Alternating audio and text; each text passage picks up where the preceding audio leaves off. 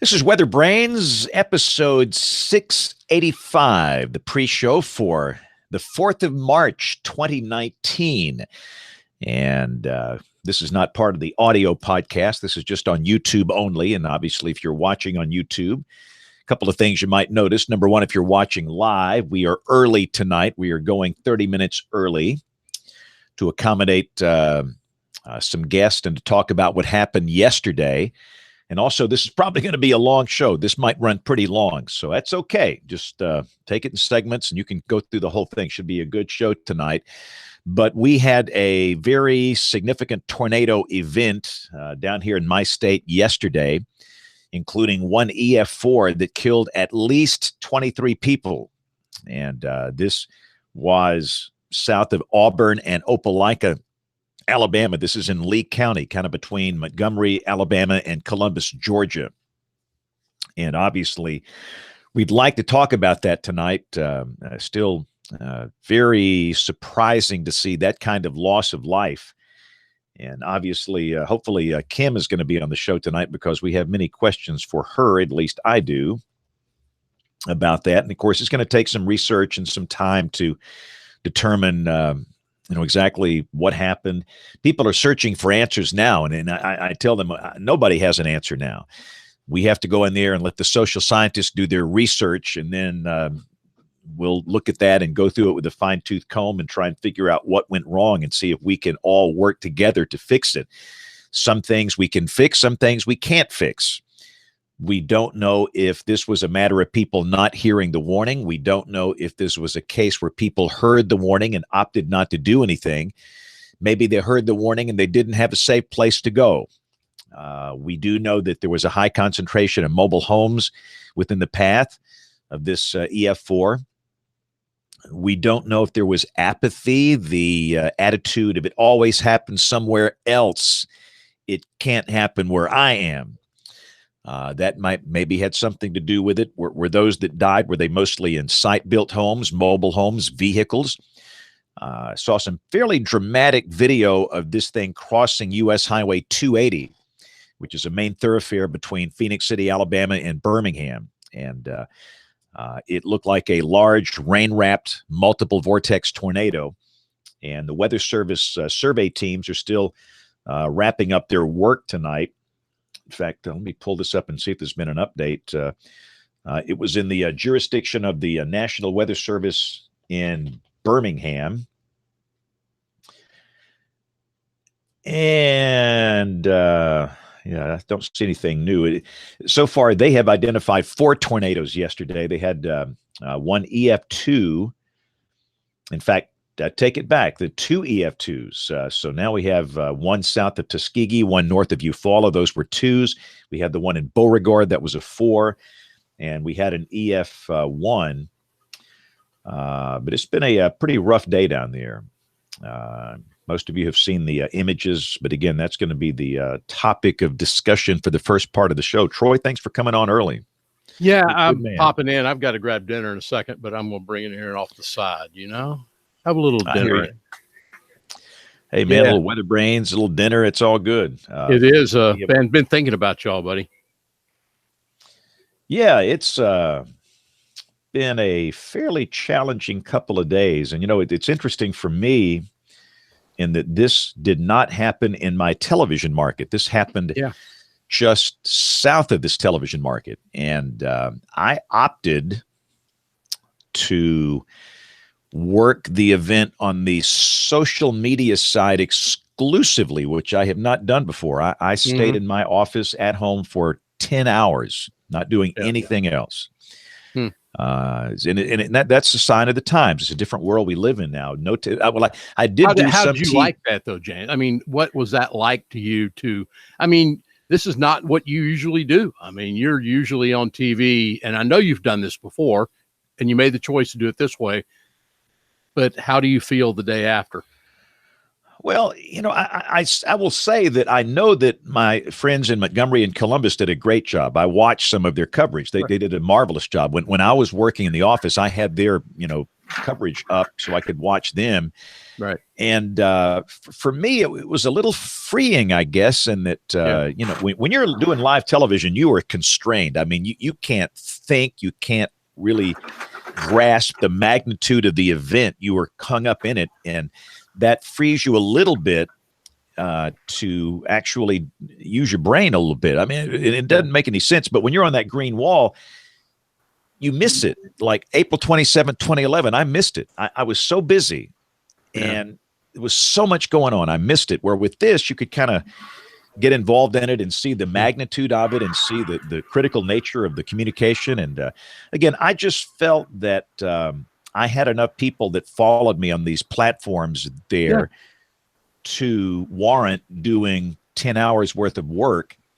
In fact, I just submitted an abstract for the NWA meeting on this. Right. Television meteorologist covering a killer tornado without using television. Yep. So if you're coming to the NWA and if they accept it, then maybe you'll get a chance to hear it. But and Aubrey, it's good to see you. I get to meet Aubrey in person in about a couple of weeks in Starkville. Oh, yeah. Okay. So, but James, let me ask you this. Okay, you were sitting at home yesterday. Was that I've seen you on television because I watch you as part of my training, basically how you operate the radar on TV and everything you watch for. I've watched you streaming a lot of times. But when you were sitting at home, and you do an amazing job, when you're sitting at home yesterday and working that through social media, I assume with you, there was a point where you saw what we have seen. I didn't follow it live yesterday, but some of these amazing velocity images. And I have to ask you, knowing you pretty well, about what went through your mind at that point.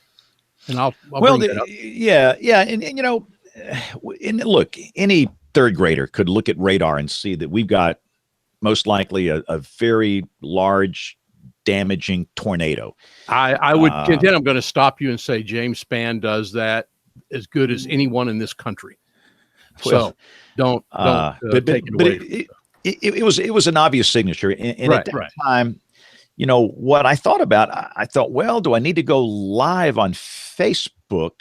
Mm-hmm. And I'm thinking, I think in this application, that's not the best thing to do, because when you do that, you get hung up in that and you can't do a lot of, you know, well, you'd be doing TV again, right? I mean, you'd essentially right. Yeah. And I've got a green wall at the house, and I'd be basically on television again. So, and we've got Josh Johnson in Montgomery, and the guys in Columbus doing their things, and Shane Butler in Montgomery, and they were doing great.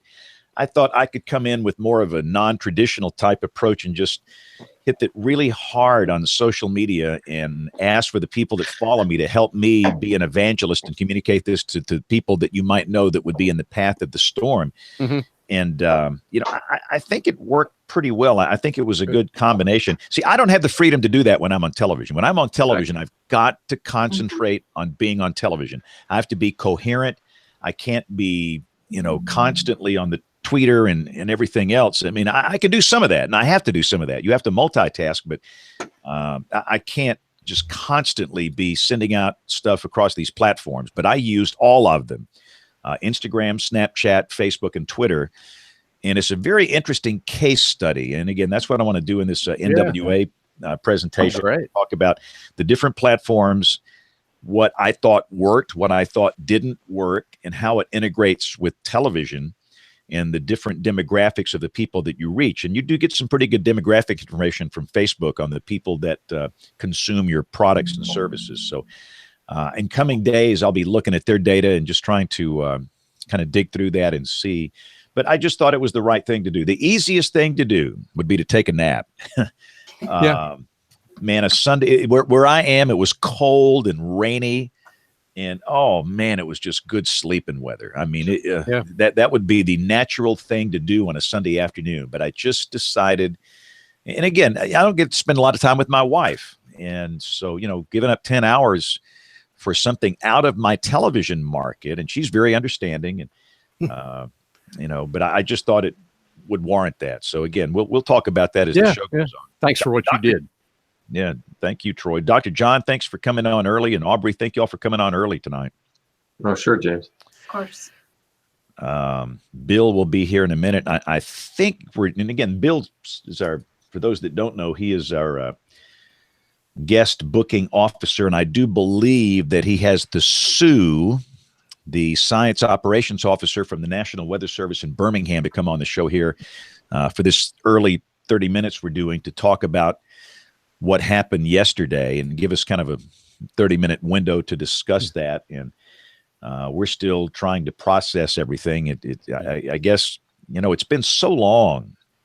What last EF4 was what in the country was about 2 years ago, right? Canton, Texas, Yep. I thought. Canton, Texas, Yep. right. Yep. And that was what, April of 2017? I can't remember yesterday. So True story. yeah. I'm in there with you, brother. But I want to say it's been 2 years, and it's Yeah, it been has so been. quiet for so long. We knew it had to come to an end, unfortunately.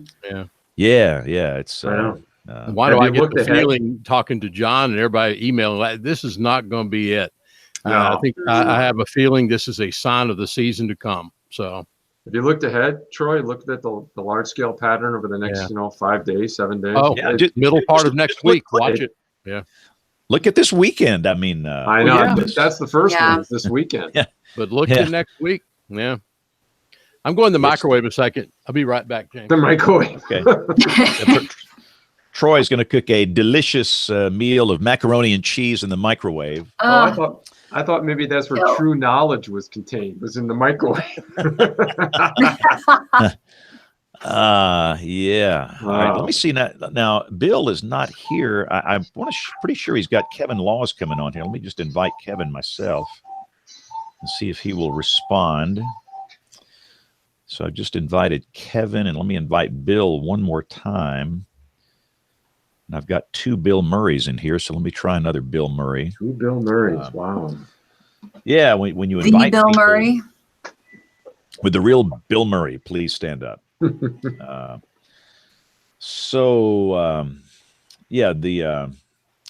is the Sue, and would love to get. There comes Bill. Yo, Bill. Hello. How are y'all? I've invited Kevin, and I don't know if we Yeah. need to email that link or not. I will, just in case.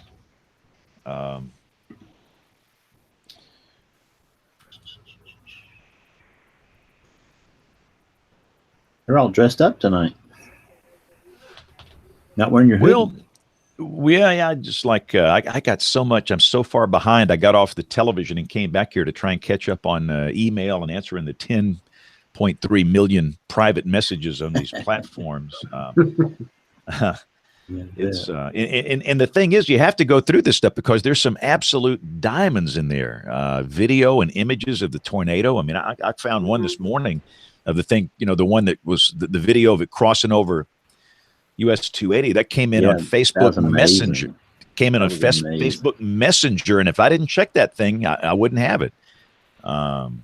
You've got to go through the Facebook page messages, then Facebook Messenger, and then the Twitter. You got all the direct messages, and then on Instagram, there's some absolute jewels over there in terms of images and video. And if you don't check it, you miss it. So you're just constantly having to look at the stuff, going through it really quickly to see if you got something in there that's important. So that's part of what I've been doing here.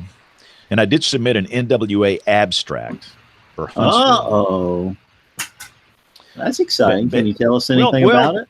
Well, yeah, Betsy Kling kind of hinted that I should do that. And I said, Betsy, I'm a bag of hot air. People have heard enough of me. Please. I mean, there's so many young people that are brilliant, and they don't need to hear me anymore. But there's Kevin.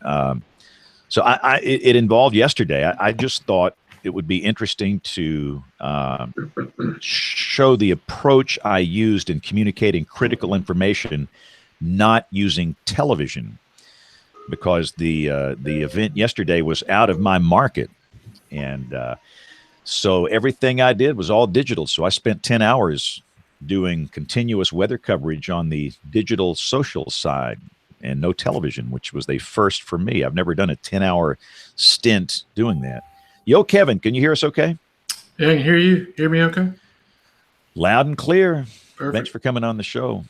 Bill, do you want to start this thing? Are we good to go now? Or Give me 1 second. I see 2 Bills. This is weird. And I'm hearing some strange noise.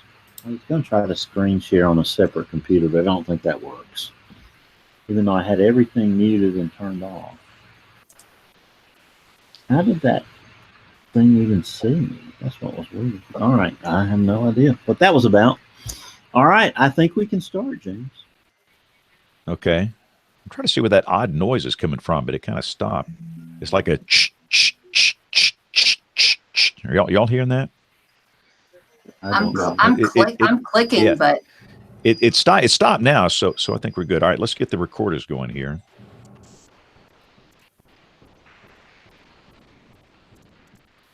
I'm hearing it again. that might be me clicking. I'll stop clicking. It's not a click. It's like it's like a white noise kind of thing. All right, not my fan on my new Mac with its powerful computer. Apparently, right, well, once we get talking loud here, it'll should calm down. In fact, let me mute everybody one at a time here. Yeah, maybe it's me. Could be the drive on my computer.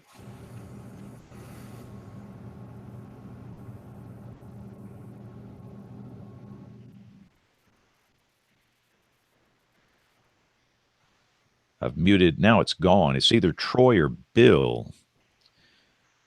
It's Troy's microwave. Hey, all right, y'all unmute. We're good to go. It's not that bad. Yeah, everybody unmute. Here we go in 5, 4, 3, 2, 1. Hey, this is WeatherBrains episode number 685, the weekly show all about weather. This is for the 4th of March, 2019. Thank you for taking the time to join us. And we're going to have kind of a long show tonight, but a good show. And for those that happen to be watching live, we are starting a little early, 30 minutes early, so we can have some time to talk about an event that occurred yesterday involving severe weather. A lot of questions and comments. In fact, Aubrey, we got a bunch of emails that have been blowing in today. So we're going to do a long email segment. But Aubrey and Dr. John, you guys are freezing, aren't you? It's cold, man. It's cold. Freezing here. Literally freezing. Yes. 24.1 right now. I think I should be down to about 26. I think last I looked. Okay. In Austin, 23 by morning, so it's cold. It's cold. In Austin, 31.7. Wow. Say that thing you always say, Troy. I always like to hear you say that. What's that? When you read the temperature, you always say something about the official blah, blah, blah. I'm not going to plug this one too much because I'm kind of ashamed of the 31.7. It shouldn't be happening. In fact, Austin, we had the record lowest high in history at both of our reporting locations today, at both Bergstrom and Mabry. So wow, here comes Nate, dog. Yeah, Dr. John, how much snow did you get yesterday? 4. A heavy, wet, heavy, wet snow. We got barely, I don't even think I recorded an inch. I think it was like 3/4 of wet, messy. Yeah. It just slushed and then it turned to rain. And it was a pretty snow. It was no issues, but it was just super, super wet. It's 3 days. We had 3.5 inches Thursday night, 3 inches Friday night, and then 4 inches last night. So, okay, I'm impressed. Let's move on. Hey, James, did you see Steve's email in the chat there? Yeah, let me bring him in here. Bill, let's bring in our guest. We need to talk about some stuff. All right. Well, tonight, of course, our hearts are heavy here in Alabama because we had a disastrous situation yesterday, but we thought we'd start the show a little early tonight. Kevin Laws is the chief scientist. I like that title. It's easier. The, Sue at the National Weather Service in Birmingham, which of course has responsibility for Macon and Lee counties in Alabama, where we had substantial, significant tornadoes yesterday. One EF4 and another EF2 over here, Eufaula, and just a mess. Now, our other guests are here early too. So Nate, I'll let you bring them in.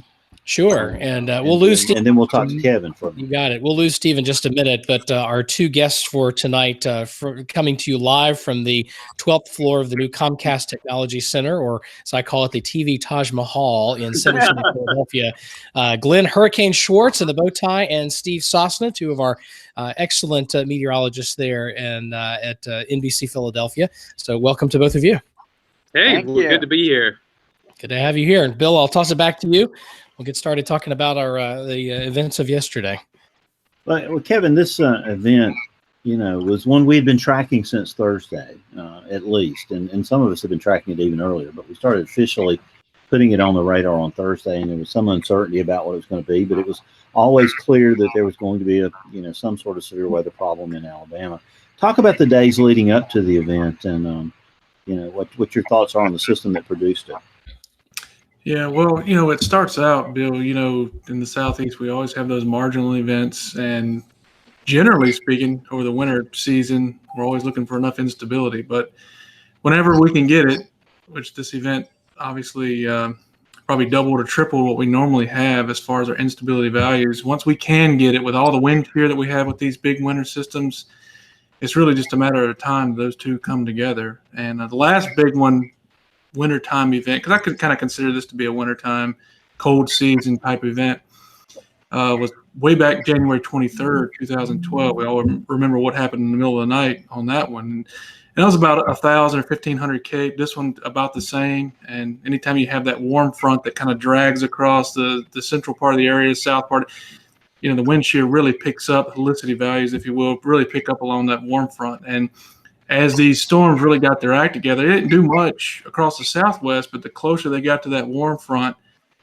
they started interacting with that helicity values that were there. And right when we gained to right when I got to that warm front, which was draped just north of Lee County, that's when they started misbehaving. And unfortunately, we saw that. And I think it was well forecast. It took a little bit to get our act together as far as where exactly the ingredients were going to come together, exactly what placement. But I think the forecasts were about as good as you can get as far as a wintertime system goes, especially as we got into later Friday and early Saturday. So I think our forecasts were pretty much spot on, matched up really well with the Storm Prediction Center. We had good coordination there on Saturday. And so I thought, at least from the messaging standpoint, ahead of time, starting on Saturday especially, and then into Sunday when we got the hatched area, we knew where that enhanced area was going to be. I think that's when the message really came together.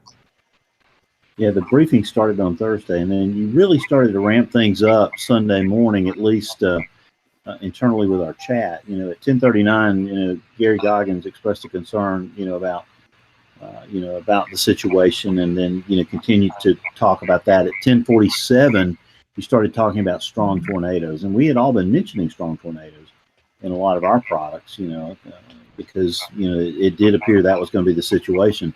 But then the watch came out at 11:40, and the first tornado warning came out from Montgomery County at 12:50. That's the same storm that produced the tornado in Lee County, right? Yeah, I think it cycled through a couple of times. Like I said, I think it really needed to approach that warm front, and the low was kind of coming up from the south, and it really needed to get, interact with those higher wind shear values and kind of get into that more unstable air as the afternoon went on. I thought it was well warned beforehand, just because, you don't want to take a chance on a day like that when those ingredients are coming together. And, in real time, it's really hard to prog exactly where that boundary is. And so I think I think it definitely deserved a warning. I think it had to cycle through a couple times. The RFD had to get its act together. And then once it came around that south side, that's when we saw it touch down. So I want to say we had 2 warnings out probably previous to that. But going over a city like Montgomery or close enough, it's not worth taking that risk with that kind of environment on that day. So I want to correct what I said. The warning at 12:50 was issued, I think, for Macon County, right? The county just to the west of Lee County. I believe so. And I think, when the supercell came across, I'd actually started off way back in Lowndes County, and came across Lowndes, Montgomery, and then finally touched down there just in on the eastern side of Macon County. So that was about 40 minutes. It was actually about 40 minutes lead time on that. So, hey, Kevin, let me just address one of the elephants in the room here. So you got CNN today saying, the basically struck with hardly any warning. The standard national media meme. How would you respond to that? I thought the warning process worked very well. I think what happens, and you see it time and time again, there are a selected few who still live in this state who don't receive any kind of weather information. I don't know how it's possible to live in the state of Alabama and not be weather aware at this point, but there seems to be a select number, and I don't know if they go out and find those people, or maybe they're saying the storm struck without warning, as far as in their minds it hit them so fast that they didn't really realize it was coming. But if you have a weather radio, and believe it or not, I had a doctor's appointment this morning early, and I didn't get to go out and serve. I'm going tomorrow, but to kind of finish some things up. But I actually had a doctor's appointment this morning. I was listening to the staff behind the counter talk about how they didn't hear the sirens, or they were repeating something from they heard on a news story that the residents didn't hear a siren. I don't know how many times we said that you can't rely on the sirens. I mean, Lee County has a great siren network. They even have a polygon siren system. But, I mean, in Beauregard, I have no idea what the siren situation is. There's no way for me to know. So I don't really understand it. But they're claiming on CNN they got to the times of the warning and then your LSR times, and they're saying that people had just 5 minutes notice, and that's their line. I think that comes from the Lee County warning was issued at 1:58. I saw some WEA pictures that were there at 1:59 in Beauregard. And then the tornado touched down in Dupree, right, Kevin, at 2:03. So that would be a 5-minute lead time in southwestern Lee County. From what I looked at today, on the verification process, the front of the tornado warning gets a different lead time than the back of the track. I think, and you're right. I think that's what happened is we had that warning that went up to the Lee County line, and we issued that new one for Lee County. We're trying to go a county at a time to not overwarn. We didn't want to set off weather radios unless we absolutely had to. It hadn't touched down yet, and we've been across, almost 3 counties. And I think when it really got its act together. But I want to say when I looked today, it was about 8 minutes before it actually hit the Lee-Macon County line itself. And but the tornado actually touched down in Macon County, and you had 40 minutes lead time there. So if you're following the weather and being a weather aware, like hopefully you are, you're seeing that supercell come at you for sure. So the Dupree comment is based on the LSR that had it at 2:03, which may not have been exactly accurate. Yeah, the LSRs are always preliminary, and the bad thing about LSRs is once you issue them, you can't get them back. So you can't bring them back. When you're issuing during the storm, you kind of want the media partners and the folks to know that you have tornado LSRs, and that's an important part of the process as well. But the official one comes after the storm survey, and I guess the initial lead time. There's something called initial lead time and then mean lead time. So the initial would be is going to be about 40 or 39 minutes on it. So, well, you can. But the bottom line is where all these people died in Beauregard, they had 10, 15 minutes, right, Kevin? Yeah, I think around 10. Yeah, especially where the F4 damage got to. I would say they had 10 or more. So. Do we have, and you may have a better sense of this, Kevin, than any of us do. Do you have a sense of where the deaths occurred? I know they haven't announced, names and everything, but, were they all in structured homes, mobile homes? I mean, my sense is that this wasn't like an enterprise where we lost a whole bunch of people in one building, that this was multiple people over some distance. Yeah, I want to say it was mostly in that Beauregard area. I think Smith Station, by the time I got there, I'm not sure what the rating is. I left before they got the official rating over on the Smith Station side of Lee County. But I don't think it was F4. I think the F4 damage was right there in that area between Beauregard and Marvin. Marvin spelled with a Y. And I want to say that's probably where most of the 23 fatalities occurred. I think that the Smith Station side had more just injuries. And I mean, I've been on that road between Marvin and Smith Station, Opelika, many, many times, and there are tons of manufactured homes and neighborhoods throughout that entire. There's some site-built homes.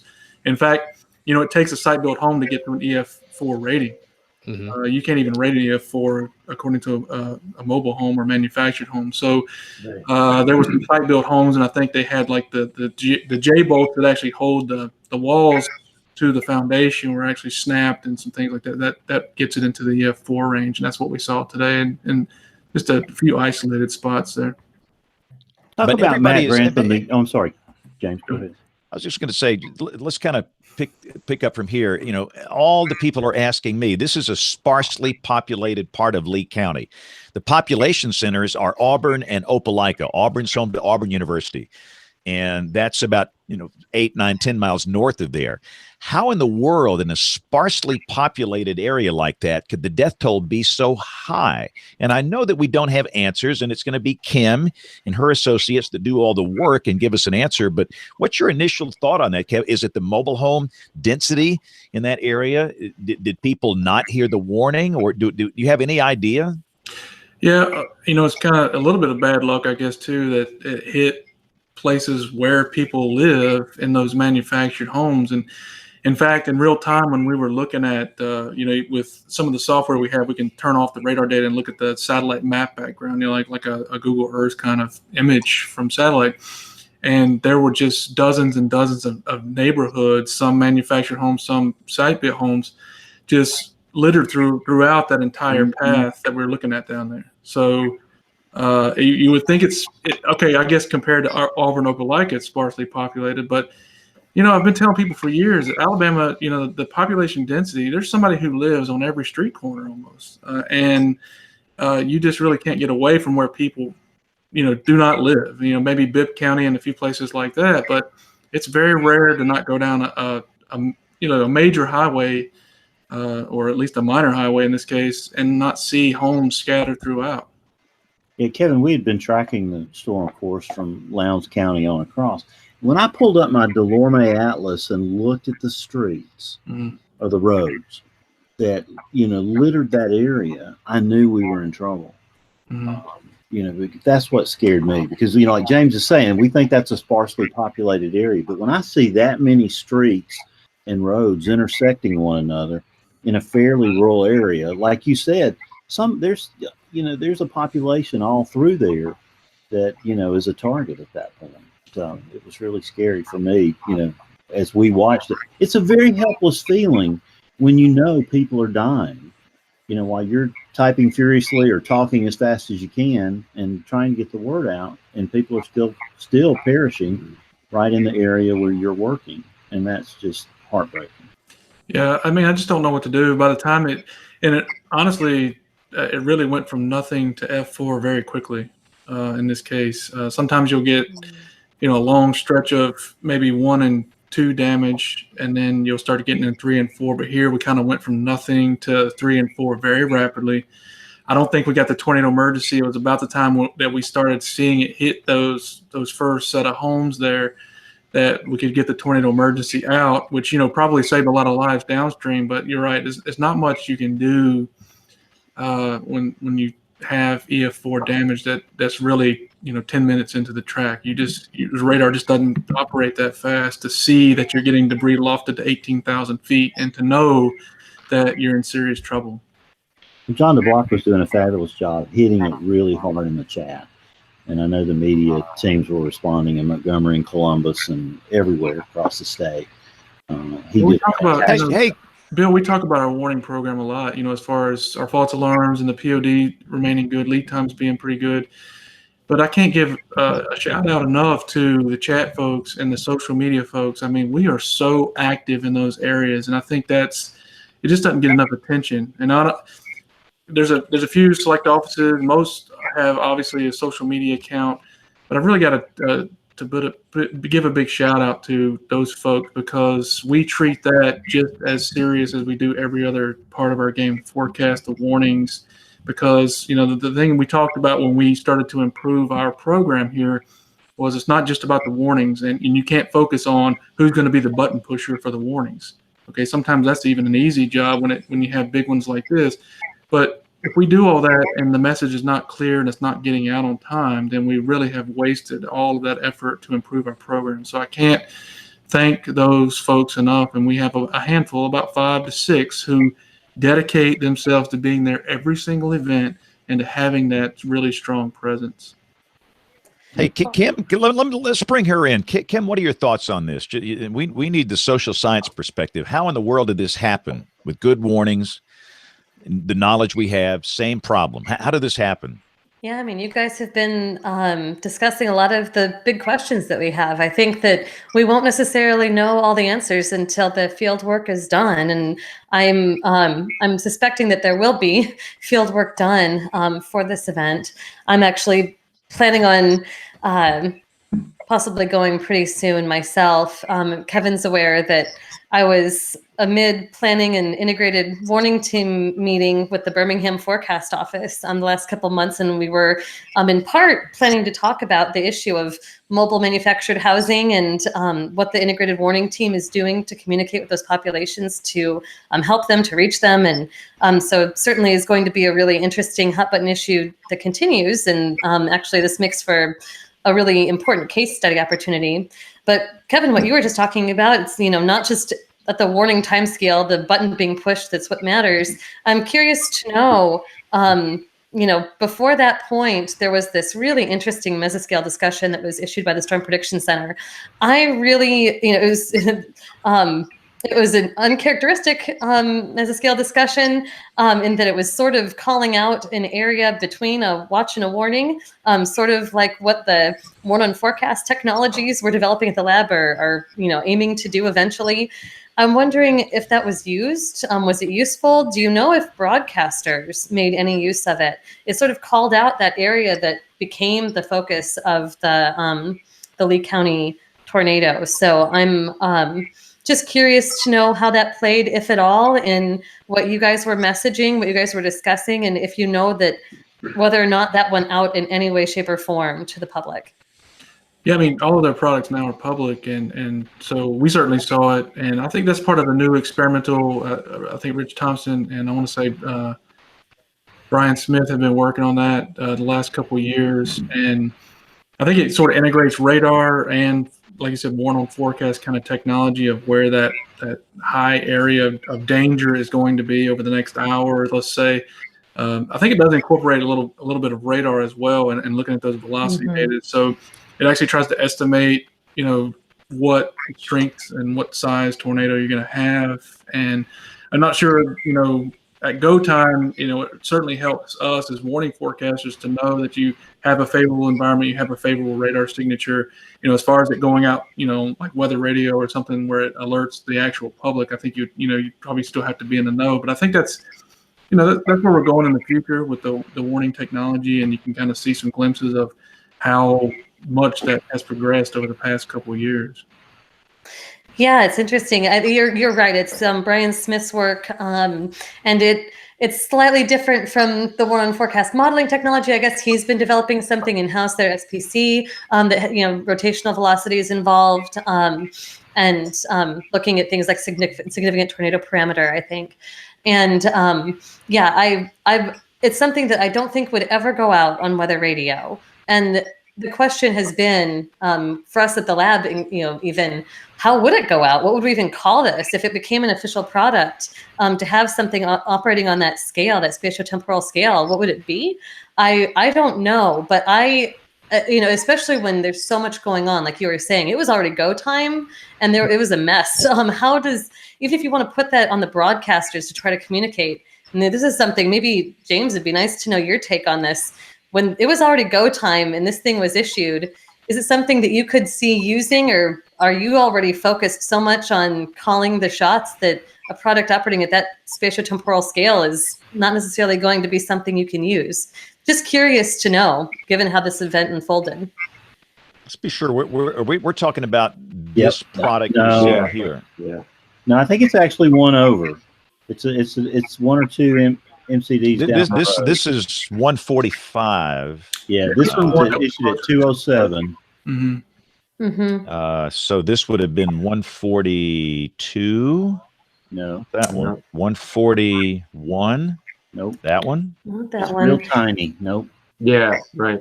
Super small. 2 counties. I can tell you. I've got it right here. I'm gonna keep digging until I find this thing. It's 147. Sorry, I don't have it on hand. Yeah, go the other direction. It's a later one. Yeah, that's it. There we go. No, this product is fantastic. I mean, it's no, that's not even it. That's not even it. No, it's a small scallop green It's area. tiny. It's 2 counties. We can't find it. Oh, There you go. There it is. Yeah. It's like a little cloud.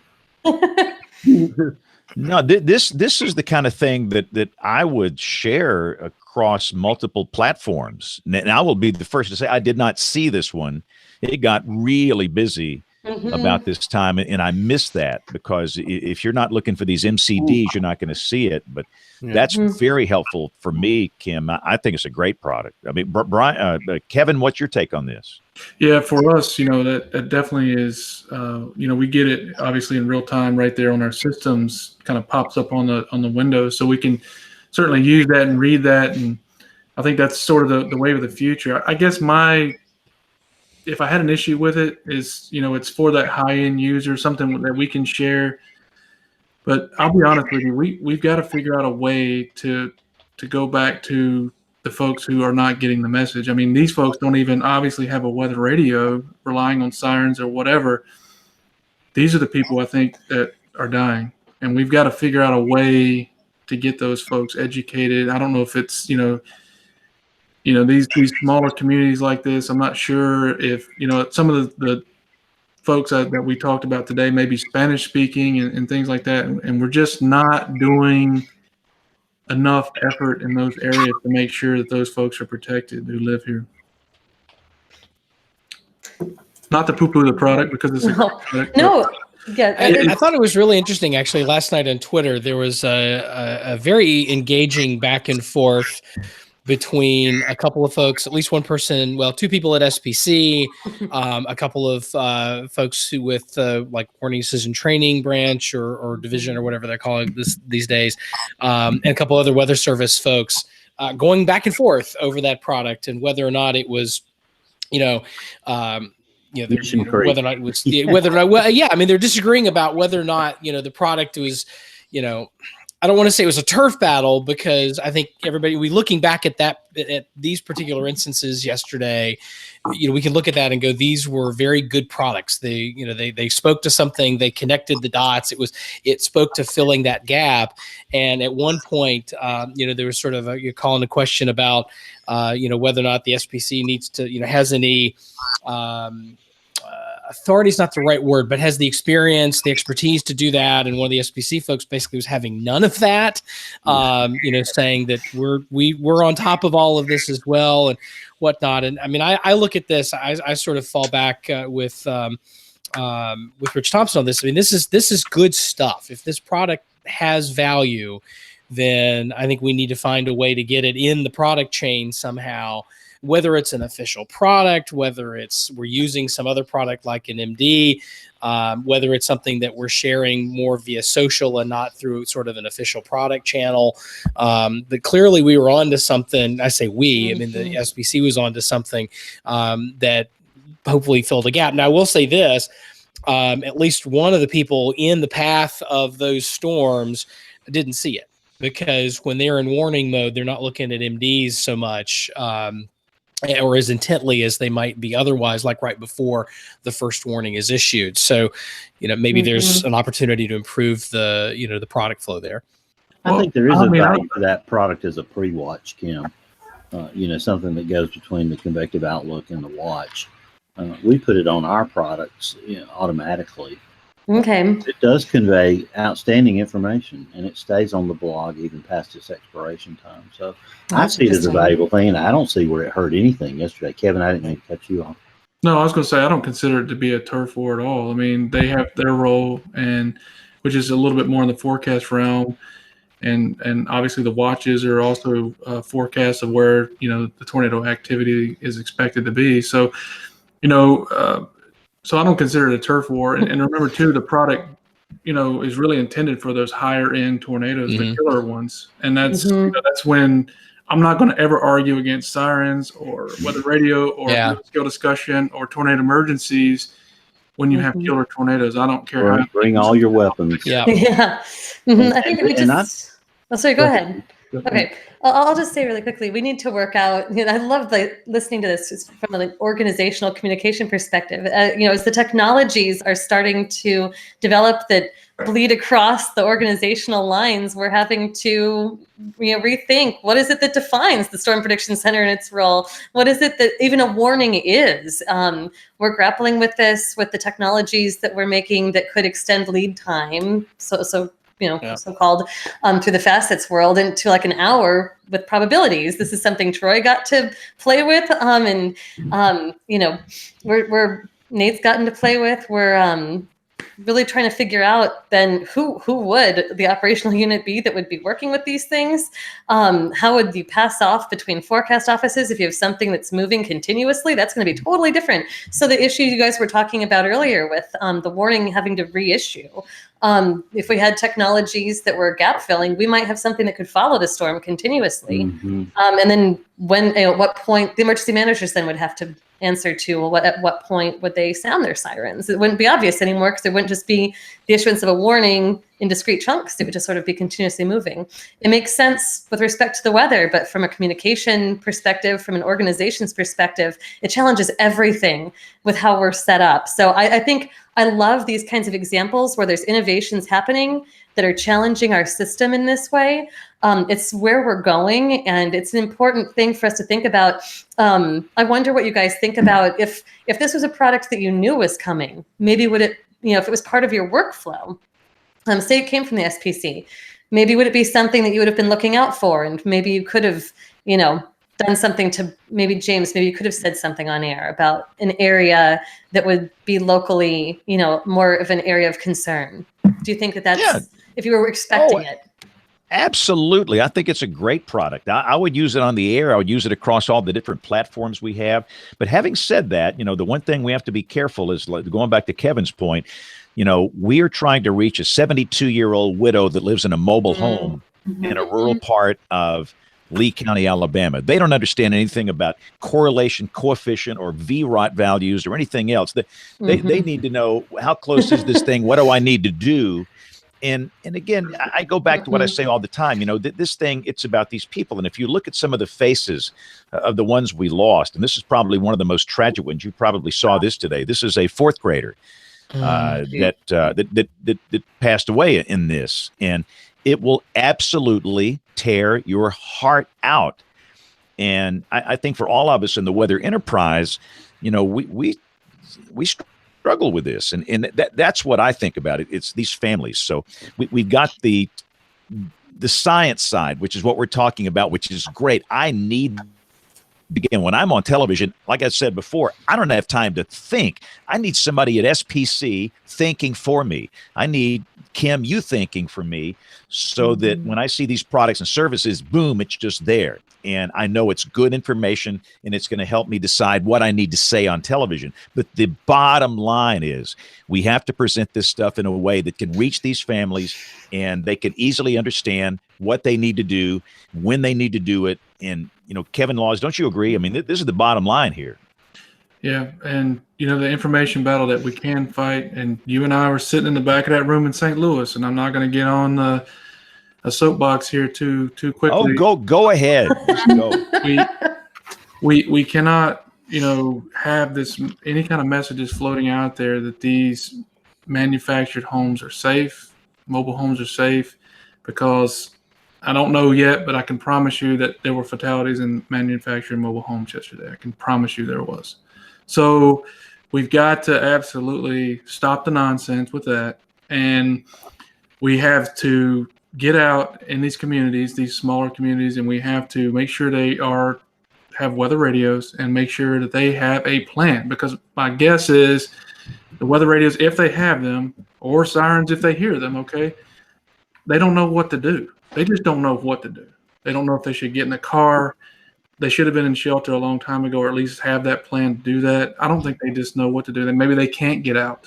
They're trapped, and they absolutely do not know what to do. And I mean, your first reaction when you hear an alarm isn't to just jump out.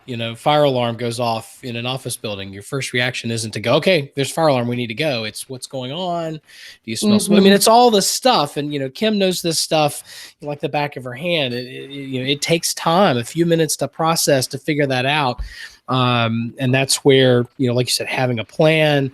In some cases, maybe that pre-warning mezzo discussion, if we haven't gotten them to move at the watch stage, maybe that's the, if you're in a mobile home, just treat this like a warning and go. And 99 times out of 100, it's going to be fine. But the one time, it could save your life. But that's where Kim's discussion about the moving warning, the facets part of it, where, you're going to have a lower, threshold of risk in a manufactured home. This we've been watching Storm for 3 hours, 2.5 hours before it got to Lee County. And it's just heartbreaking to me. I have a question. Yeah, I know you wanted to ask something, Aubrey. We need to get you in. Aubrey, go. Yeah, I have a question for Kevin. Kevin, when you're out doing these surveys and stuff, what kind of questions are you asking the homeowners, the people, the survivors? Are you asking them how they got their warnings, how they treated the warnings? Not usually. Sometimes if they're more engaging, it's not really the time to do that. Honestly, in some cases, especially in situations like this, I think it's impendent upon us and IWT and Kim, and we can go back in after. It may take a few months, and then we go back in and we learn about it after some of it has settled out. So it depends. Some people are more engaging, and there are people who will show you where they hid and they got the warning. Here's where I went, saved my life, and so you'll engage those folks a little bit. But those are the higher end users, and they're obviously had a plan, alert. They had a storm shelter, and they'll quickly show you that. But yeah, today I went to a SUE workshop last week, and somebody actually brought this up. The SUE in San Antonio said, when we issue a watch, let's say we issue a tornado watch, and I'm going to challenge everybody to do this next time. If you have a tornado watch in your area, get on social media and ask people what they're doing. What are you doing right now that you are under a watch? Are you out at the grocery store? Are you driving around? Are you engaged in what's going on? So almost like a Twitter or Facebook poll, what are you doing right now? Because I don't think anything like that's ever happened before. And I'd like to know, hey, are people that maybe that would actively encourage them to do something other than the most unsafe thing they may be doing. So That's a good idea. Yeah, I mean, the little work that has been done on this has suggested that during a watch, people aren't really necessarily doing a whole lot unless it's like a really, high risk day where people are very sensitized. But they largely, the geographic specificity is too low that for them to feel like, oh, it's really going to be me.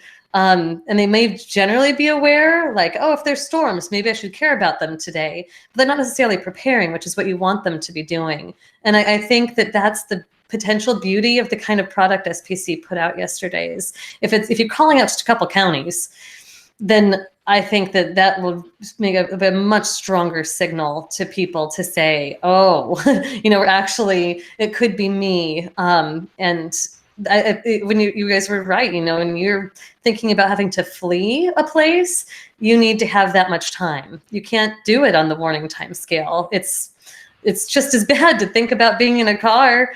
By that point, you really have to have done it earlier. Kim, I have a question for you and for Kevin, maybe both. Kim, what happens in this area over the next 6 months? These people have to rebuild. I've kind of seen what happened in Gerald, Texas after 1997, the EF5 tornado. But Kim, what happens in this area? Is this a good opportunity, like Kevin said, once we get into the rebuilding process, that we go in there and really push this education stuff for you and Kevin both? Yeah, Kevin's a great fit for you. I mean, I think it's absolutely striking the iron while it's hot and while people care and you maybe have some bandwidth to try to think about it. Yeah, after a big event like this, I think the normal psychology is about 2 years maybe before that we have is while the iron is hot, as Kim was saying. I think we got about 2 years of really people being a lot more engaged. I think after that, people are much more weather aware.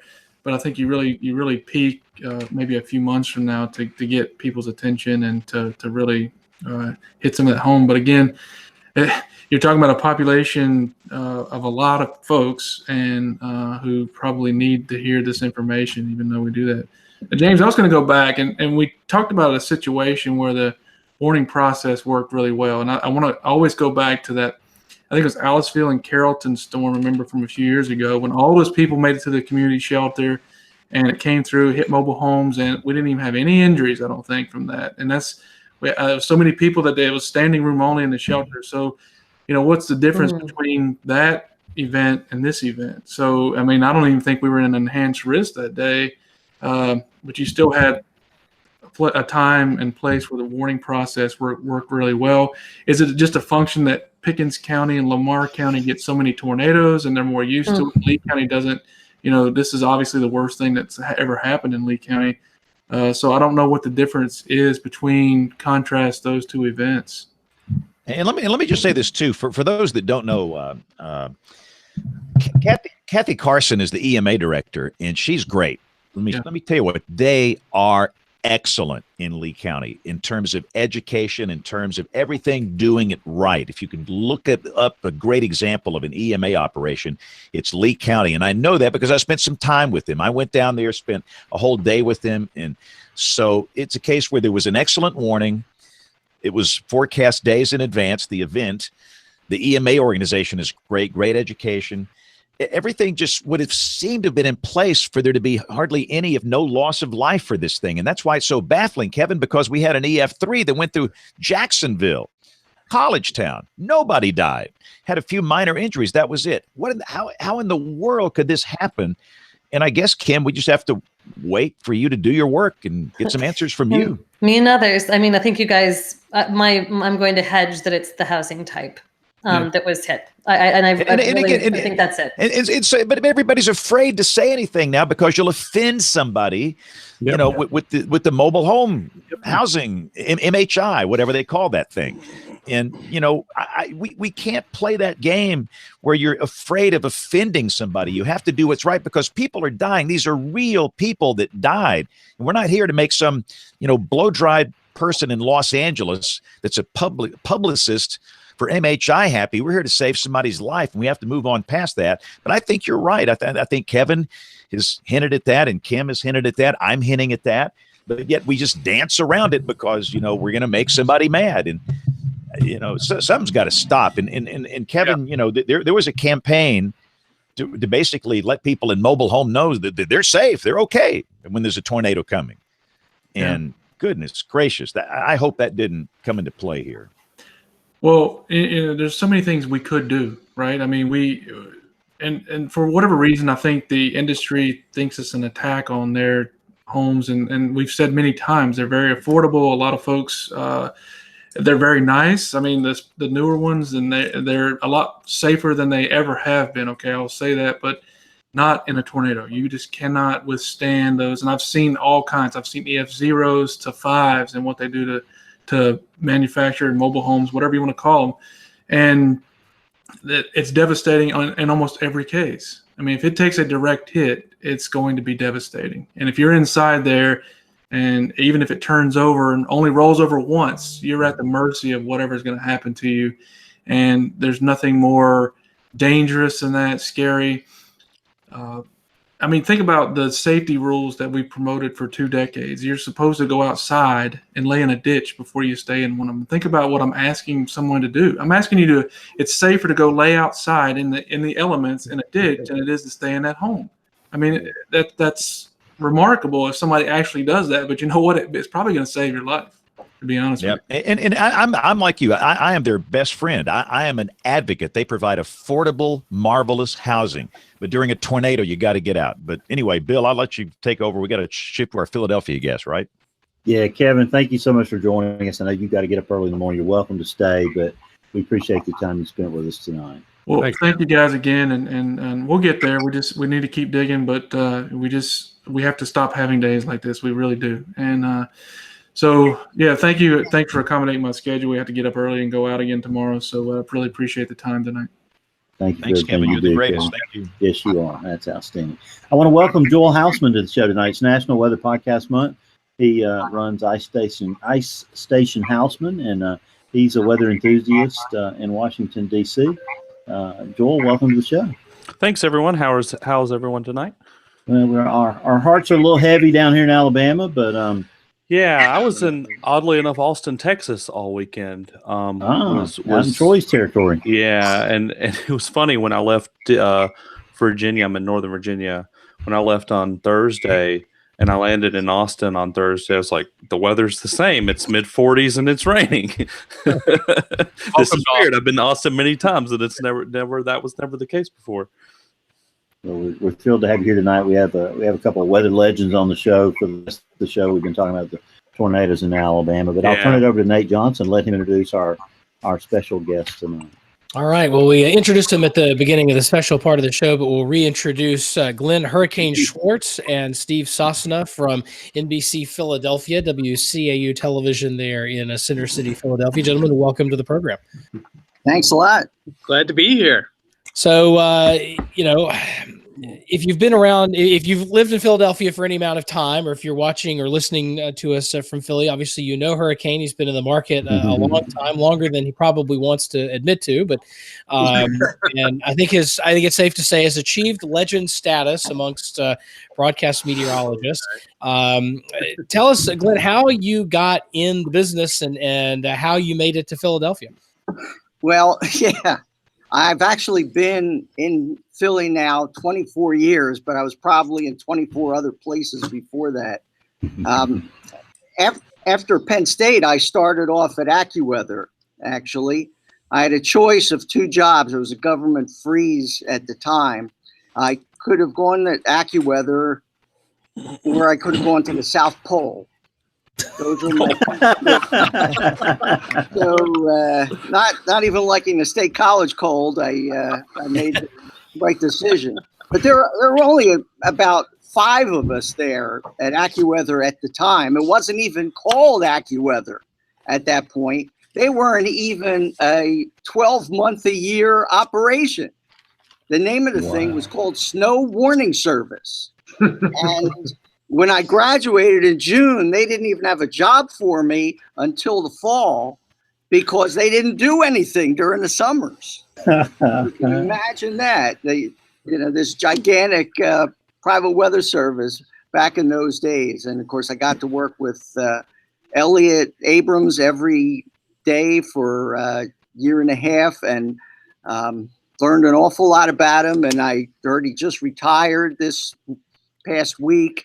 And just a tremendous person from my same neighborhood in high school, believe it or not. Really? But I after AccuWeather, I went to the National Hurricane Center in Miami, interned there with Dr. Neil Frank and John Hope and some of the other great legends there.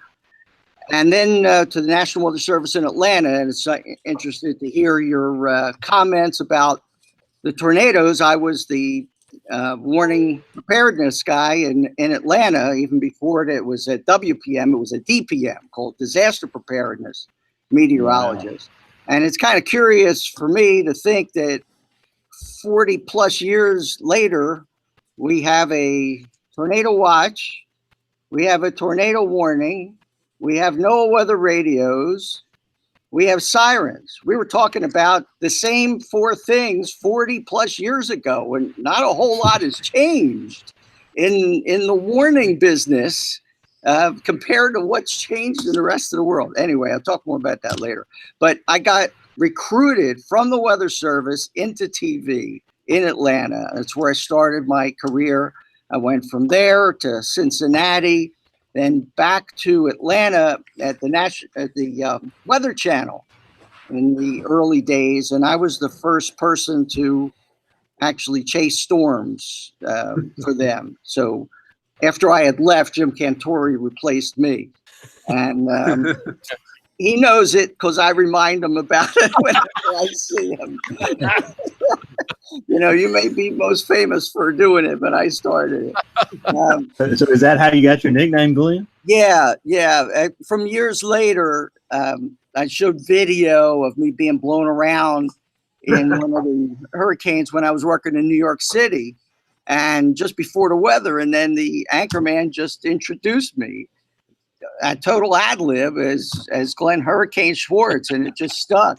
And the next day, cops are calling me that across the street. So it was a real surprise, and it's obviously a nickname that I was proud of, because I kind of have that background between the Hurricane Center and the storm chasing for the Weather Channel. I produced a hurricane documentary for the National Science Foundation. So that part was just fine. And the problem with the Weather Channel back then is they didn't really do television. They were doing weather map discussions for meteorologists and broadcasting it to the rest of the country. And having been in Atlanta on an actual TV station, it drove me crazy, because they would put 50 numbers on a national map, no labels for cities, and that was their national temperature map. And I was trying to say to them, no, this is not how TV works.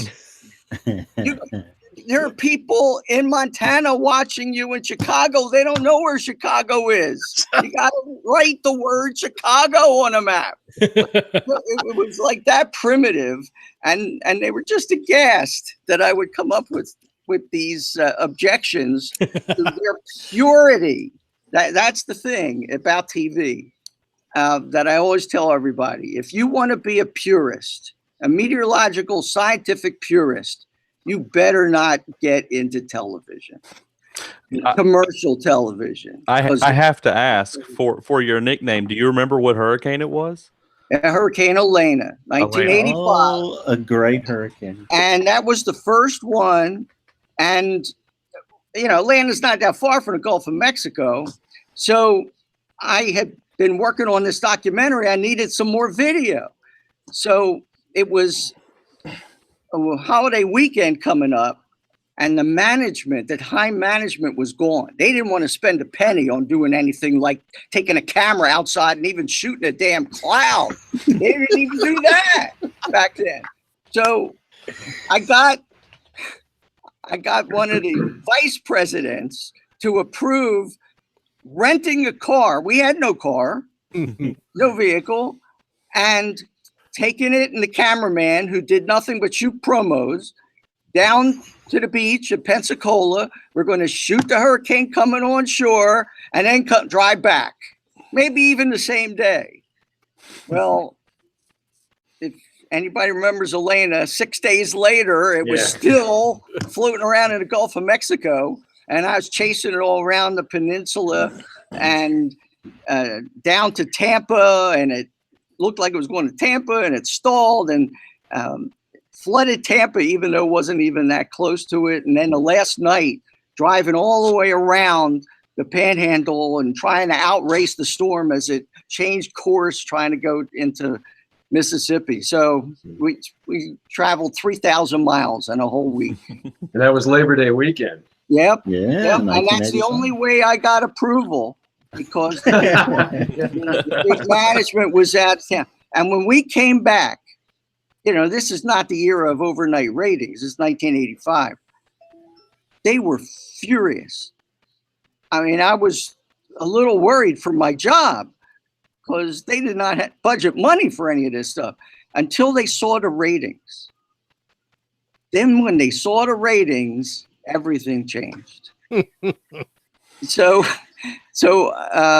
after Atlanta, Atlanta, the Weather Channel, I got the big break in New York City, ended up with the nickname there, started on a show called Good Day New York.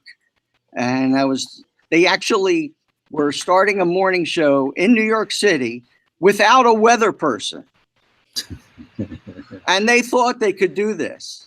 And I was doing weekends there at the time. And got the call and then ended up working 7 days a week for quite a while. Then ended up losing that job, going to Raleigh, worked with Greg Fischel there for a couple years, lost that job. They actually told me when I asked why they were not renewing my contract after 2 years, the general manager just said, because you're not pretty. He literally said that. Now, and yet Fish will be the first to tell you, and yet they let him stick around. Yeah, but you see, Fischel was the quota of non-pretty people. Maybe you can have one, but you can't have more than one. Because they let me hang around for a decade. Yeah. So, Fischel and I were too close. Both too nerdy looking, so we had to get rid of one. It sure wasn't going to be him. So then I ended up in Fort Myers. I was unemployed, and my friend in Fort Myers, Jim Reeve, God rest his soul, called me up one night and he said, "Hey, you want to work a hurricane?" Oh, sure. And so the station flew me down to Fort Myers, and I got out of the plane, went into the TV station, and went on the air as Hurricane Andrew. Wow. That was my first day back in the business and into Florida TV, and then went to West Palm, and then finally to my hometown of Philly. I want to point something out. I'm sharing the screen for people who are watching. Yes, they put the nickname in his name graphics. Yes. So if you see that, I mean, this is legit. This isn't just, we call him that when we're popping back a beer at the bar after the at the ISO bar after the show. This is like they call him that on TV, both visually and orally. So and I will tell you, one of the greatest moments of my life is when the Phillies won the World Series and they had a parade the next day, and I was outside the stadium on the top of a truck doing the broadcast, and obviously there's mobs around there, and they literally started chanting my name. Oh my gosh! I mean, it just sent chills. So let me at the risk of taking this to baseball brains for a minute. Okay. Are you all excited about Bryce Harper, or are you excited about Bryce Harper? Oh my God. I think those of us here in DC, by the way, are not happy. I was trying to keep him on his chair. He definitely rocketed out of his chair when we got that news. Yeah, for about a month, I would go up to this one producer who's a Mets fan. Say, today's the day we get Harper. Today's the day. So 30 days of that, we finally got him. The day before, though, we were about to give up, though. Yeah. We didn't think we were going to get him. Yeah, hey, we don't need him. Yeah. the day after the announcement, I saw Nate Silver at 538 because they do sports coverage as well. Yeah. They came up with some sort of chart which they said, "Oh, Bryce Harper's best baseball days are behind him. Don't get your hopes up, Philly." Okay. I read that. He should stick to politics. Politics, yeah. He didn't even do that very well. He didn't do too well with the weather, I thought, in his book either. Right. Ooh, shots fired. Yeah. Love it. So tell us, I mean, you've seen a lot of different sides of this industry. You've seen the private sector, you've seen the public sector with the Weather Service, you've seen TV, which obviously is sort of a private sector thing, most of us. You've been in the business, 4 decades. What sorts of things, you talked about the warning process, and the way we communicate warnings really hasn't changed all that much, at least, in terms of the products. But what other sorts of observations do you have over your time in the weather business, and is the direction we're headed good or bad? Well, it partly depends on what market you're in. Yeah. Because as I've found traveling around the country, different jobs, each town is different. And obviously some of you in the South do weather in a much more professional, responsible, respectful way that we admire tremendously. But sometimes in the big cities, like when I worked in New York City, it was pathetic. the level of science that was talked about on TV in the #1 market in the country.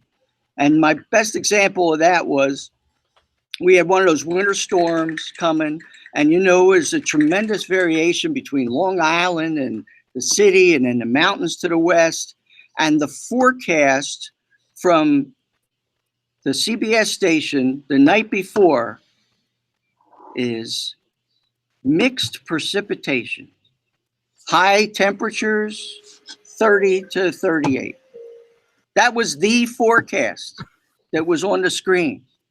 And on the ABC station, the clever guy, his forecast for the next day was mixed bag. And this is how the #1 market was communicating the weather. And this was not 1947. This was 1987, 88. And it was just a shock. But even New York now has caught up. Every survey says weather's so important, and Nate is such a part of that with NBC.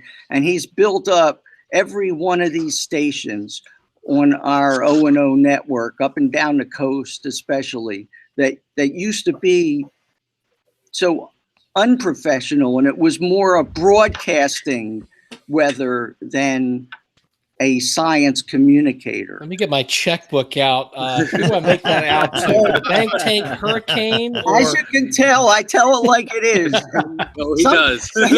And sometimes, once in 10 times, it's a compliment. It's something that even the consultants, this is something in the last year and a half, 2 years, even the consulting houses have started to realize that this notion of just throwing out a bunch of numbers and the hairspray forecasts and all this other stuff that we got to do more than that. If all we're doing is just spitting out numbers, the apps are going to kill us. We got to start speaking to people. We got to start educating. We gotta provide the context and the perspective that somebody like you, both of you gentlemen, have the experience, the perspective, of being both Philly, that's your hometown, but also having the scientific background to match up with that and to be able to put all this into perspective for people. And it's really important, because if we're not doing that, this thing is going to put all of us out of business. Yep. To be honest, the reason why I got into the business is because of this guy. So it's kind of surreal that I'm sitting next to him. I think he changed the way weather's done in Philly, to be honest with you. He was the first guy that would talk about models on the air. He was using Earthwatch. He was telling you when the runs came out. And so I, as a kid before the internet era, couldn't get enough of it.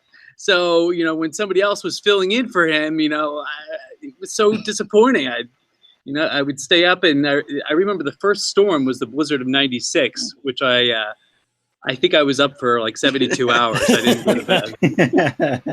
Part of it was watching this guy. So was I. Yeah, and that's the other most rewarding thing, is inspiring others to get into meteorology.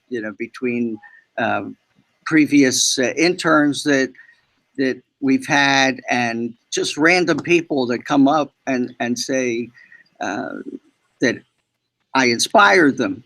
Because if anybody remembers, I think he was #1 in the AMS seals of approval, Wally Cannon. I grew up with 2 of the top 3, Wally Cannon, the weatherman, and Dr. Francis Davis in Philadelphia. And Philly led the country in science and in explaining the weather. And those guys inspired me, especially Wally. And one time at a conference in the 70s, I finally met him. It's not like the days like today, like somebody will call up, say, hey, can I come over to the station and meet you? I would never have thought of that. But decades later, I came up to Wally and I shook his hand. I said, Mr. Cannon, my name is Glen Schwartz, and I'm a meteorologist because of you. and you could see the smile on his face. And now I get to live that kind of smile too, because there's nothing better than inspiring somebody to get into a profession as great as this one. Two of these guys inspired me. So the one in the middle, Dr. John Scala, also, I'm sure, can remember my 13, 14-year-old days coming down to the Weather Channel because There my you go, mother, Steve. there we Oh, go. Oh, God. wow. How cool. You see That that? looks like him. Wow. Oh my God. With John Hope, no less. Oh, I think I was in shock when I was in that picture. I didn't know. I have you know, Steve, that you're going to see this picture again very soon. But the way I got down to the Weather Channel was we actually had an experience where my mother and I, we went down to the CBS affiliate here in town. It's right downtown. We were sitting outside and she's like, I want you to go in there and meet the weatherman at the time. And we sat out there for 3 hours and we basically stalked the guy. And I can see now, older, why this didn't go over well. So as soon as he walks in, my mom ambushes him. My son is the biggest fan of weather, and can we have a tour? And he was like, whoa, whoa, whoa, whoa, whoa. Security. Who are you? And she basically, expletive, Yeah. this, we're going to go to the Weather Channel if it's the last thing I do. And Wow. that's where I ended up then with Dr. John Scala. I remember that day vividly. Yeah. But also Dr. John Scala, also the same deal, bringing science onto TV and presenting it in a way where, I didn't have a college degree at that time, can understand it and connect the dots, and it gives you a greater depth of what you're doing and what you're understanding. And for the young generation, that's so important. And I love that in television now, we're finally allowed to talk about science, because you can get the day planner, the 10-day, all that stuff, radar on your app. It's a data dump now. So what are you doing to bring something that's useful to the table? Because we're with the millennials now, and the millennials, as we know, are the least loyal people ever. So they don't set a date with their television, 6 or 10. And if you're not offering them anything they want, then they're going to turn on you and leave. So keeping yourself relevant is super important. But I got to say, I wanted this to be mainly about Glen, and going downstairs with Glen to eat lunch and stuff. He is the Elton John of weather in Philadelphia. Everybody stops in their tracks, and he's obviously made a great impression. Today was even more so. I took my father to the VA hospital in Philly, and walking down the hallways, it was bizarre. It really was bizarre. But one thing we were talking about, the changes in TV, Nate, is that we have, and every station has, consultants that tell the bosses what to do and how to do it. And look, if you don't listen to the consultants, why are you paying them? Well, the problem is that the consultants is pretty much the same people decade after decade. So how are they going to make their living except by telling us different things? If they told us the same thing every year, we wouldn't need them, right? So he says, amen. It's great. Preach on, Reverend, preach on. Our main consultant is the Maggot Company. And we have training every once in a while. They love Glen. Right, and they bring a bunch of meteorologists from all over, like NBC, and to orient us to the latest philosophy. And then the guy gets up there and he says, "Look at these tapes." Says, "Look how similar they are. Why are they so similar?" And I raised my hand and I says, "Because we get our consultancy from Frank Maggot Company, and they tell us all the same thing." Which is Preach on. the way it works. So 10 years ago, the Maggot people would come in and they said, "No fronts, no more fronts, no highs, no lows, no jet streams." That's it. And so now every maggot client in the country is taken off the fronts, including me. And then all of a sudden, one year, they come back and they say, okay, you can do fronts now. So stupid. So stupid. Love it. So let's talk Philly weather. You guys, you've been there, 25 years. Dr. John's just a little bit inland there. What sorts of big storms stand out for you guys? Well, what's your favorite snowstorm? I mean, I know you've got one. What's your favorite snowstorm? Okay, well, 96. The blizzard in '96. That was absolutely like a couple months after I started. Absolutely. And the thing that happened there was I was, the low guy on the totem pole, except for the fact that the main guy was on vacation that week. The main morning guy was on a vacation that week. So now all of a sudden, it's me and the guy who had been here for 40 years, a non-meteorologist, loved by all, but he was kind of stubborn and he liked his National Weather Service, or the Weather Bureau, as he called it. And so during that week, I would work on the morning show and talk about this big storm that was going to come. And then in the afternoon, he would poo-poo it. And then the next morning, I would jump on it again. He would poo-poo it. And I'm actually, the Friday before the blizzard, which hit on the weekend, that stupid GFS model, which is still the stupid GFS model, suppresses the storm. And all of a sudden, we're not going to get that much. The Weather Service backs off on the forecast. It had been ramping it up during the week, backed off. And then when the veteran came in, he went to my news director, the guy who pretty much discovered me and made me wear these things around my neck that I never wore before and never knew how to use. And he said, this kid, he's crying wolf. And he's talking about this monster storm, and the Weather Bureau was not going along with that.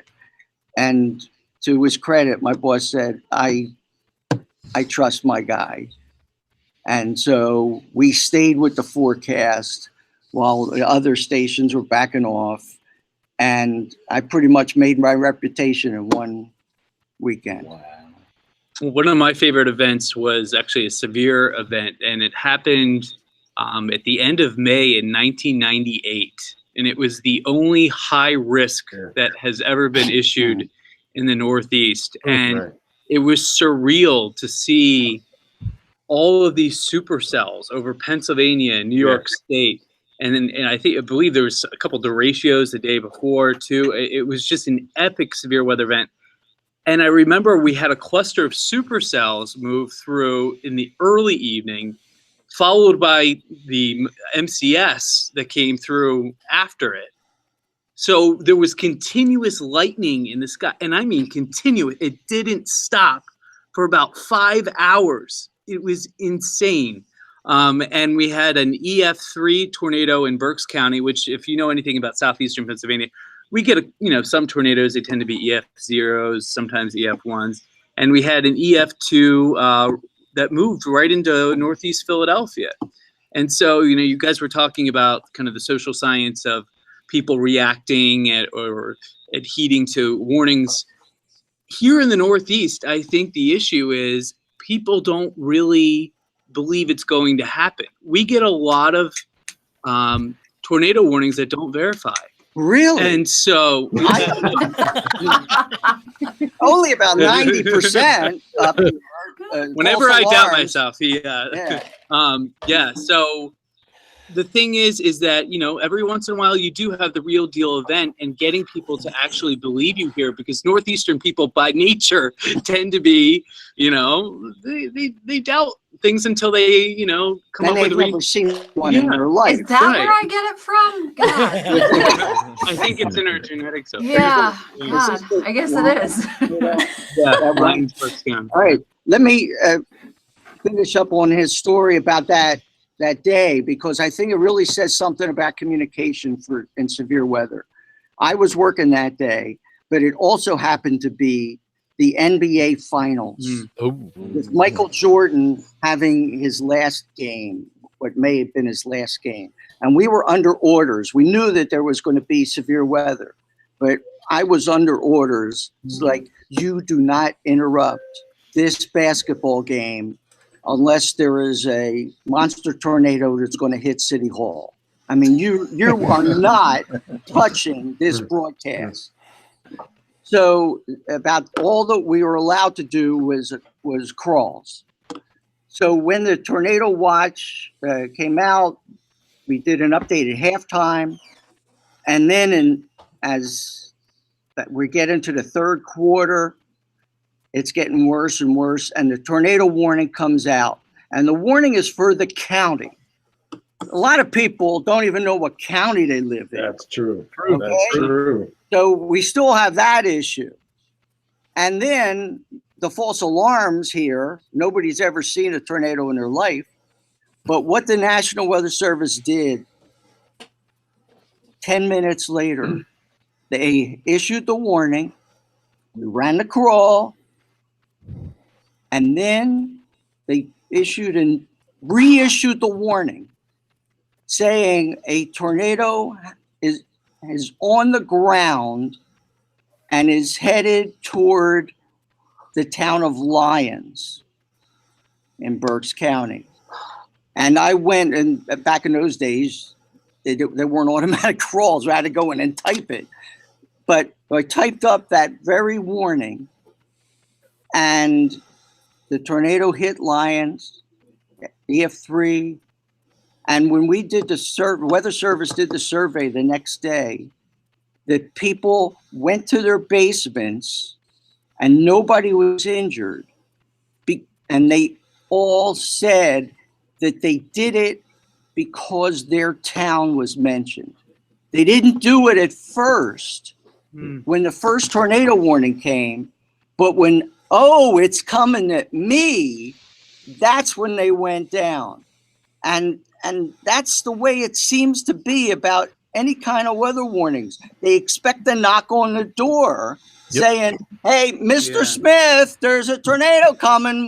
What am I supposed to do? Oh, Mr. Smith, you have a basement? Oh, yeah, okay. Why don't you go? That's what they expect. I got to follow Kim up. nodding a lot there too, because she's done research on exactly that. Yeah, I'll share with you too. Harold Brooks and I, a researcher at the Severe Storms Lab, he was playing with numbers today. I'll share with you guys in a minute. I think John wants to follow up on this story, but the odds of being hit, even if you're in a warning with a verified tornado that is large, the odds of being hit are very low. So take that, multiply it times the probability of there actually being a tornado given a warning, which is only 30% nationally, maybe less in certain regions, and then take that and multiply it by the odds of getting a tornado that could even be damaging. Most tornadoes aren't even, most are very weak. You're talking very, very tiny probabilities. People are not irrational to do that. So that's all I'm going to say. That's so true.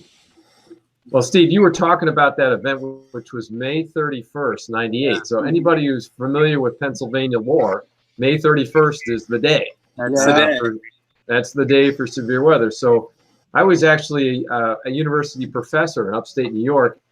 On the 31st of May, I flew to Denver, Colorado to take part in a class at Comet for the next 2 weeks. And anybody that was in that class was given a day to forecast for. And the class began on June 2nd, and I was given June 2nd as my forecast day. So I prepared my forecast, and I was looking at this. It was a severe weather forecast, and I was looking at all the material, and I thought, I'm looking at the same thing. another event in Pennsylvania Yeah. 2 days later. And it turns out that Frostburg, Maryland, got an F4. An F4 tornado in Maryland. I mean, it's unbelievable. So, Epic pattern. yeah. Great story. So Glenn, you mentioned the bow tie. Yeah. and one of the questions that got put in the show notes for this, do they make you wear it? Or is it did it start that way and you do it by choice now? Is there a story behind it, or? Oh yeah. First of all, I've chosen one for tonight that I would never wear on the air because it's too detailed. And if you look closely, it's green. It's a weather map. Weather map. I love it. Yeah. These are, I have 3 different kind of snowflake bow ties and lots of different ones. But this was a condition of employment here. I never wore a bow tie before, let's say, after the 5th grade. There's actually a picture of me in the 5th grade with a bow tie that a viewer sent in years ago. But I used to have a full beard when I was with the Weather Service in a Hurricane Center, and I wore it to look older. And hold on. We got to bring the hurricane beard back. Next time you go to vacation, you go for like a month and then come back fully. I got to see this. No, well, I ended up. I came back to Philly with a mustache, and the problem was it was turning 3 different colors. and then when I used the Just for Men thing or whatever it was, I got a rash. But the thing is that I was the guy with the beard. So that distinguished me from the other guys on TV. Now, going back to Maggot for a second, I actually had breakfast with Frank Maggot in 1983 when I got the job in Cincinnati, and I had this beard. And it was Maggot and my news director and my GM and me, and I hadn't started yet, and I still have this beard. And Maggot is saying to my bosses, "You got to get this guy to shave the beard." Why is that? So I'm questioning. Why do you have a scientific reason for that other than you don't like beards? And he said, "Well, we did research in Milwaukee in the 50s." And that was the basis for consultants to not allow beards in the entire country on television for decades. Anyway, so now I get old enough, no longer need the beard to look older. But now I'm just another guy. And I was also told in Raleigh, not only am I just another guy, I am not pretty enough for television. So when my boss said, okay, he knew about the nickname from New York, so we're going to use the nickname. So, okay, fine. Says, I want you to wear bow ties. Why? Well, in effect, you're a scientist. What's wrong with looking like a scientist? And it kind of made sense. And it got me back to the beard thing that, okay, maybe this can distinguish me from the other people on TV. There are 2 questions that researchers ask to get you a Q score and determine your future. Do you know who this person is? And is that person one of your favorites? Well, this helps that first question. Within a couple years, people knew.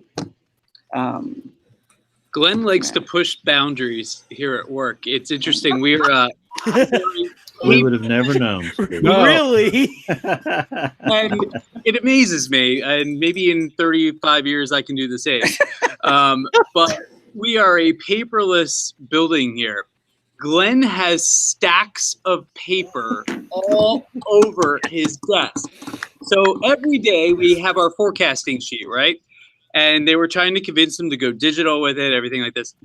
Pencil. We take Must use pencil. He takes his pencil sharpener and puts it underneath his desk. And I said To to hide Glen, it from the boss. I said to Glenn the other day, I said, you know what? We really have it made here, except for one thing. I said that pencil sharpener needs to go on top of your desk. I'm sick of crawling underneath. like there's something secretive that I'm doing. I'm doing drugs underneath my desk or something. So we moved it up there, and I'm like, if you got the papers there, you can have the pencil sharpener there. So now we have both, and now we have it all. Yeah. And I got to point out, by the way, you guys are sitting in, the weather center is, I think, behind you and over your shoulder there, over those windows. But I want to point out, can you tell them what you got at your desk? Floor to ceiling windows on the 12th floor of a high rise. With blinds that automatically go down depending on the sun's angle of the day. It's insane. But can my TV brethren and sistren imagine a day when the people in the building who need most of all to be able to see what's going on outside, to have a weather office where you have not just a little tiny thing, but it's a corner, because the weather office is a corner, and so they've got windows facing two directions from Center City. But now when we have an event, all we want to do is be at the window and then at our desks, because we're all geeking out with our phones and taking video. But the occupational hazard. I remember when I started at Barron 15 years ago, I think, and the first week I was in the building in Huntsville, we had a tornado warned cell moved just north of the research park, and I knew I was in my element. I was amongst my people when the warning comes out, and I go walking through the building and it's dead. My office was sort of in the back in the radar area where they were building radars and stuff, because I didn't spend a lot of time in the building. And I walk out to the front of the building and I look in the hallway toward the women's restroom, and there's all the women's handbags lined up next to the bathroom. And everybody's standing out in the front porch of the building looking at the thing going by. I'm going, these are my people here. It also makes our producers call us a lot less, because now they can just look out the window to know what's happening. So the phone rings a lot less. Which makes and the newsroom there is like there's actually it's like 2.5 stories, almost 3 stories worth of window that the producers can look out of. I mean, it really is. It's a fantastic facility. Yeah, but Nate, you forgot one thing. Uh-oh. Facing east. Yeah. Weather comes from the west. I'm just passed. I got to run to the other end of the building to see what's coming. But you can't. But at least you can see something. At least we know if it's falling or not. I know. You know, when I joined the Weather Service for the first time, it was back in the mid-'70s, and they at the Hurricane Center, and they had me train out at Miami International with the observers to understand how this all worked. And I was in there with the guy, and I asked him just an innocent question. Well, how do you tell what time the rain starts? He said, well, usually somebody comes in and tells me. There's the official word from Miami. Somebody comes in the door. Hey, it's raining outside. Did you know that? RB. Yeah. Bill, you got something?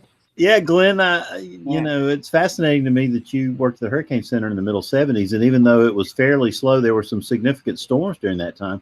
Do you remember Eloise like you remember Elena, 1975?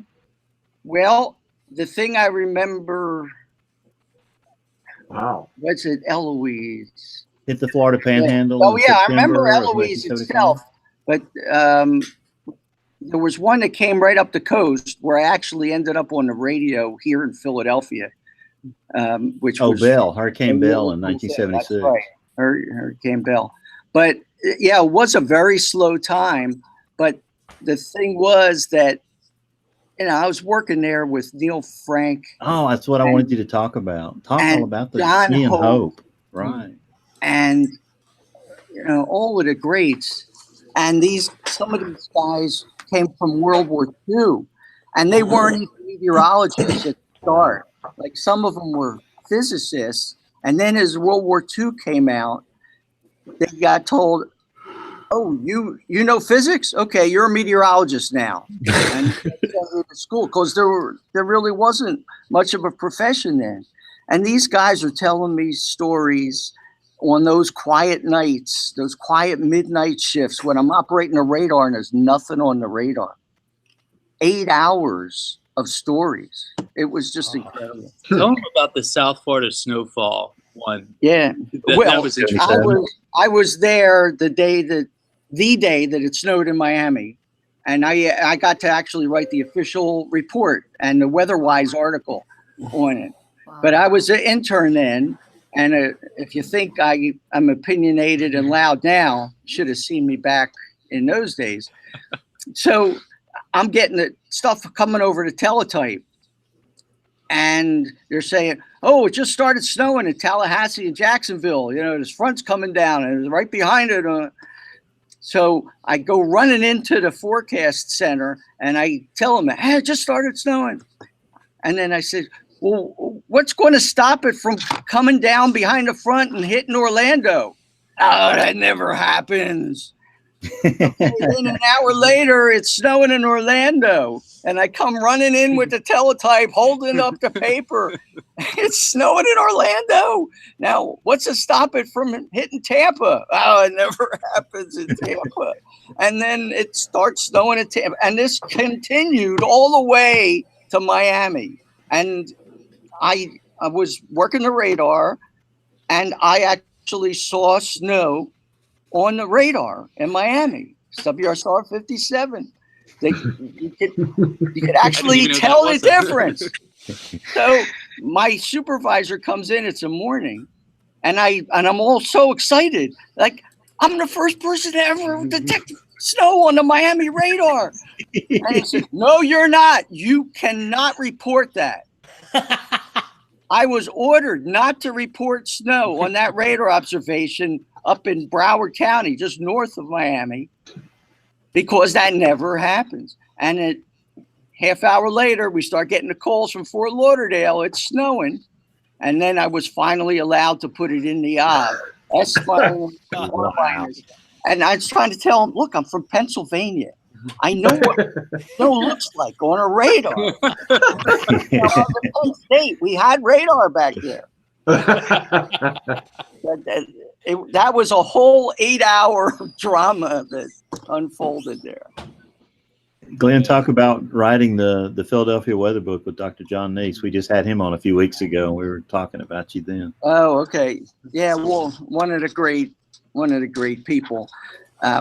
We had an association with the Franklin Institute back in my earlier days here, and we would go to the Franklin Institute. John was the meteorologist there, and school groups would come to visit the Franklin Institute, and John and I would put on the show in their auditorium. We'd do experiments and show some videos and graphics and all, and we did tens of thousands of kids that way. And then one day he just said to me, "Look, I'm writing a book on Philadelphia weather. You want to get in on it with me?" And so, of course. And so I let him do most of the science parts, the technical stuff. And I told some of the stories, like that Lions tornado story, and about the blizzard of '96, and about the so-called storm of the century, where we predicted 2 feet and got 2 inches. And it was a monumental disaster. But he told those stories, and Temple University Press did a real nice job, and we ended up winning the AMS award for that. Made about $150 on it. Yeah, exactly. Cost you more to go to the AMS conference to pick up the award than it. Right. But I do have, this many years later, I've written a novel that now is in with the publisher. Will probably be out by the end of the year. And very excited about it. And when that gets published, maybe I'll come back on and talk about a it. novel. Oh, This show, my mind has been blown like 10 times. I've learned all kinds of stuff about these guys. This is great.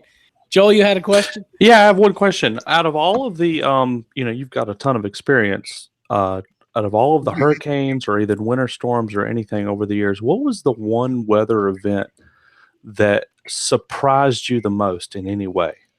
Whether it be a small little something or, a big hurricane that flummoxed everyone's forecast, or, what was most memorable? It had to be what I referred to just a little while ago, what was called the storm of the century. This was in 2000. That was 2001. 2001, I believe. Yeah. Okay. It was in March. So this was a severe outbreak.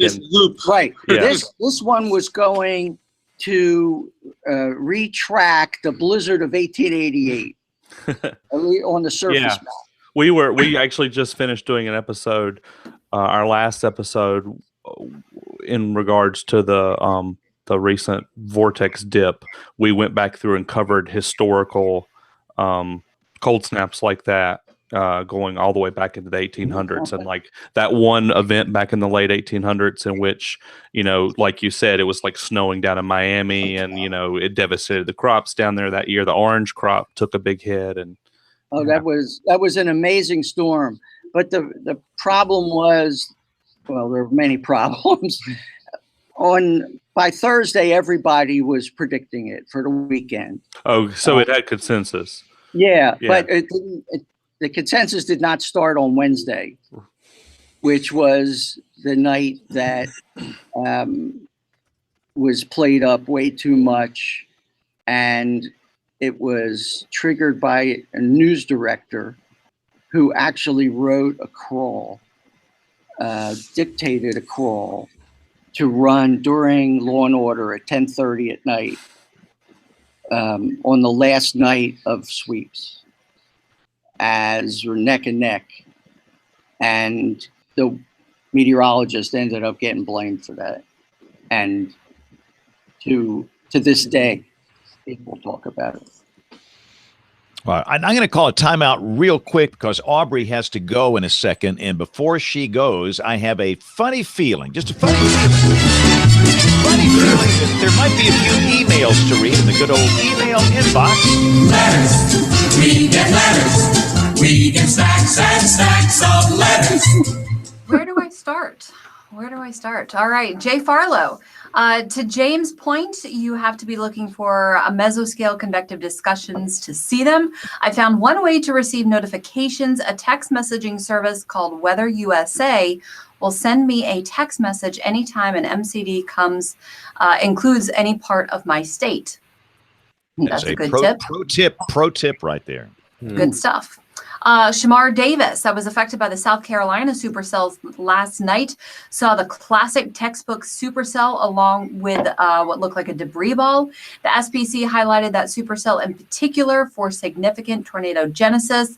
I think the Weather Service offices did a good job issuing warnings, especially Peachtree City, because the Central Georgia radar was out again. We had an EF1 spin up in one of the interstates in Columbia. And by the way, the Lee County tornado was down for 43 miles in West Georgia. So thank you for Shamar. Yeah, I just saw that earlier pop up on U.S. Tornadoes. Yeah. Jay Morris, love the show. 2 questions. Anyone know the record of % land area of a county damaged by tornadoes in one outbreak? Heard such stats at state level. How would Lee County damage area compare to Marion County for 2711?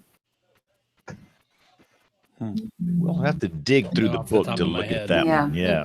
That's going to be a digger. Give us some time to do some homework on that one. All right. And how could NWS handle a rating situation where one parcel of land was affected by multiple tornadoes?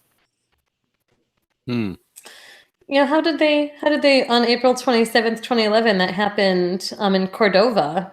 And I mean, I don't know how they handled that. I mean, you would probably have to look happened at yesterday because big picture. The tornado that came out of Macon County crossed over the That's right. Lee County tornado yesterday at one point. So I guess they would just look at damage indicators at other points along the path. Yeah, probably contextual. Steve Holmes sent us 2 pictures. So I will, if you guys have the email, talking about gate-to-gate shear. Never seen this before. 200 miles an hour gate-to-gate shear. Would you folks mind explaining this term? And then the second question, the second photo from the Columbus tornado of late last month, there's a blank clear square in the middle of the velocity couplet. Is this an eye? Steve Holmes. So James, would you like to explain gate-to-gate? Yeah, it's simply where you've got within of course, the radar rotates round and around and around and around, and it fires off these beams of electromagnetic energy, and one comes back positive, one comes back negative. That's typically a violent mesocyclone, and we don't know if it's on the ground. We don't know because the radar beam can be 5,000 feet off the ground. And gate is a technical term, so a term of art in radar meteorology, referring essentially to pixels. So for our purposes, you can think of a gate being a pixel. Like the Minecraft look you see on the radar. Yeah. To the other thing, the other question from WTVA, that probably is just a spot where the radar data didn't pass quality control more so than any indication of an eye of a tornado. Typically, you don't have to get very far away from a radar before the radar volume expands. So if your radar volume is about a degree wide, and that's a 3-dimensional thing, as it goes away from the radar, that spreads out and it gets very big very quickly. And what happens if you've got a lot of stuff in there, if the radar processor has a hard time making sense of it because the data are too noisy, then a lot of times it'll just drop out and you won't see anything. So my guess is that that's what's going on there, rather than actually seeing an eye of a tornado or seeing some sort of a clear spot in the middle of the rotation. Now, not to be confused with a bounded weak echo region, which sometimes you can see, especially aloft, if you look at some of the higher tilts in a very strong mesocyclone, where essentially all of the raindrops and hailstones and everything are essentially centrifuged out. Sometimes you can see a gap there, but I think in the example that you gave us here, that's probably just a spot where the data there wasn't enough coherence in the data for the processor to make it out. All right, and the next one comes from Jacob Dickey. Guest suggestion might be an interesting take to hear from the WCBI meteorologist from Columbus, Mississippi. We had historic flooding and an EF3 tornado resulting in 2 deaths, one direct, one during cleanup in our city, and the tornado was caught on Skycam. It was only a block away, and everyone scampered to safety. 20 seconds before the tornado knocked us off the air. You may have seen the coverage a bit before it hit. I know some other stations have had some close hits. Might be a cool piece on what it's like when you're in the path also. Careful what you ask for, Jacob. He'll be on the April 8th show. All right, so we've already got Jacob. And then Tyler Jerabek. I don't have any personal stories about the huge pileup last Sunday. This is from Friday 3/1. But how many cars were in that? It was 131. Ridiculous number. But the basics are recent fluffy snow, a deep snow depth in general, 25 to 30 mile an hour winds gusting to 50. Half a mile to a mile visibility, but white out at times. The area between Appleton and Oshkosh is fairly densely populated, and it's been a nasty 5 weeks going back to late January. In town seemed like a decent day, although wintry, until you got out into a clearing where the wind really caught the snow. So, yeah. All right. And I think that's all I have. So that was a full email inbox, weatherbrains at email at weatherbrains.com. What? Email at weatherbrains.com. You can find us on the Facebook and the Twitter. Email at weatherbrains.com. Pay no attention to me. The people at email.com are getting flooded right now. Something. So let's do a couple of recorded segments, and after that, I've got to go in the studio because I'm at the top of the show tonight. So I'll let you guys, we got you guys pick it up. But this is a great show. I can't wait to hear this one. But let's take a break. And Bill, we have National Weather Podcast Week public service announcements. You want to roll one of these here?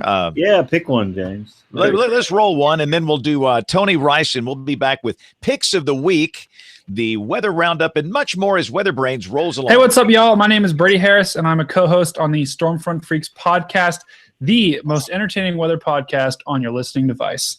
Here's a message to get you weather ready. So the spring season is here, and we want you to prepare for spring weather threats, which include thunderstorms. So a popular phrase we all say is, when thunder roars, go indoors. Now, lightning strikes the United States about 25 million times a year, and although most lightning occurs in the summer, people can get struck during any month. So on average per year in the United States, lightning kills an average of 47 people, and there are more that are severely injured.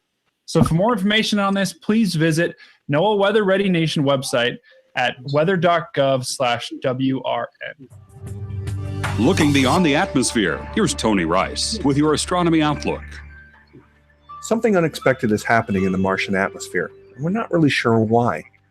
Atmospheric pressure measurements have been made from the surface of Mars going back to the 1970s in the Viking missions. These missions have revealed a daily ebb and flow, but we're only talking about a little more than half a millibar, which may seem paltry by Earth standards. In that thin Martian atmosphere, this is a 7 to 8% swing every single day, and it's regular, with very smooth drops after sunrise, followed by a relatively smooth but predictable rise overnight. This has been observed again and again by the rover missions, including Pathfinder, Spirit and Opportunity, and continues to be seen by Curiosity. But the latest Martian meteorologist, reporting from the Elysium Planitia, just north of the equator, has been returning something unexpected. At about 7 a.m. and 7 p.m. local time, there's been a kink in that pressure curve. The smooth decrease after sunrise is being interrupted by an increase of about a millibar or two over an hour or two. A similar jump is interrupting the otherwise smooth increase after sunset. I talked about that anomaly today with Dr. Don Banfield. He's a researcher at Cornell University and is the principal investigator on InSight's weather station. He and his team are not quite sure what's causing it. This was first observed about 20 sols, or Martian days, into the mission. The hiccups became really pronounced by Sol 40. By Sol 45, the team was even seeing oscillations in the pressure during those peak times. Now, several theories have been floated. They considered it might be something that had been there all along, and that this sensor, 10 times more sensitive than previous ones, was just the first to be able to reveal it. But that didn't fit. They also looked at possible thermal perturbations within the lander itself. Maybe the communication equipment was heating up things, but the periods of time where the lander was communicating with passing orbiters to upload its latest data didn't line up either. So the team looked at calibration data of the sensor itself while it was on Earth and found nothing to suggest anything thermal. Even half-seriously floated the possibility of something tidal being influenced by Mars' two tiny moons, Phobos and Deimos. Air is a fluid after all, but their orbital periods of 8 and 30 hours respectively don't line up. So what's causing it? One hypothesis being considered is a Bohr wave. Now, this is a rare tidal phenomenon that is seen here on Earth, but mostly in shallow, narrowing rivers or the fjords of Norway or Iceland. And this happens when the leading edge of an incoming tide flows against the current. So if you had a pressure sensor down at the bottom of that fjord, you'd get an increased pressure just for a while, kind of like what we're seeing on Mars. And the turbulent mixing between those boundary layers could even explain the oscillations seen by InSight. But this doesn't exactly fit either, because InSight's location is parking lot flat for 100 or so kilometers in any direction. Now you can see the pressure data for yourself along with nearly daily updates, which include hourly temperature, pressure, and wind readings from InSight. Go to mars.nasa.gov/InSight. Don't wait too long though, because Don tells me that these hiccups are beginning to disappear from these daily updates. There's a lot we don't know about Mars' atmosphere, and a lot it can teach us about our own. Missions like InSight and Curiosity and the upcoming Mars 2020 rover will help answer those questions, and apparently bring up a lot more. That's your Astronomy Outlook. Follow me at RTP Hokie for more spacey stuff like this. All right. So those were the recorded bits. We're going to have to say goodbye to Glen and Steve. Steve's got some TV responsibilities. Glen's got to be in early tomorrow morning. Just a real quick, how can folks get a hold of you, social media, anything like that, if they want to catch up with you later on? Sure. We both have Facebook pages, Steve Sasson, NBC, and then Glen Hurricane Schwartz. And we're both on Twitter as well. Yeah, at Hurricane NBC 10.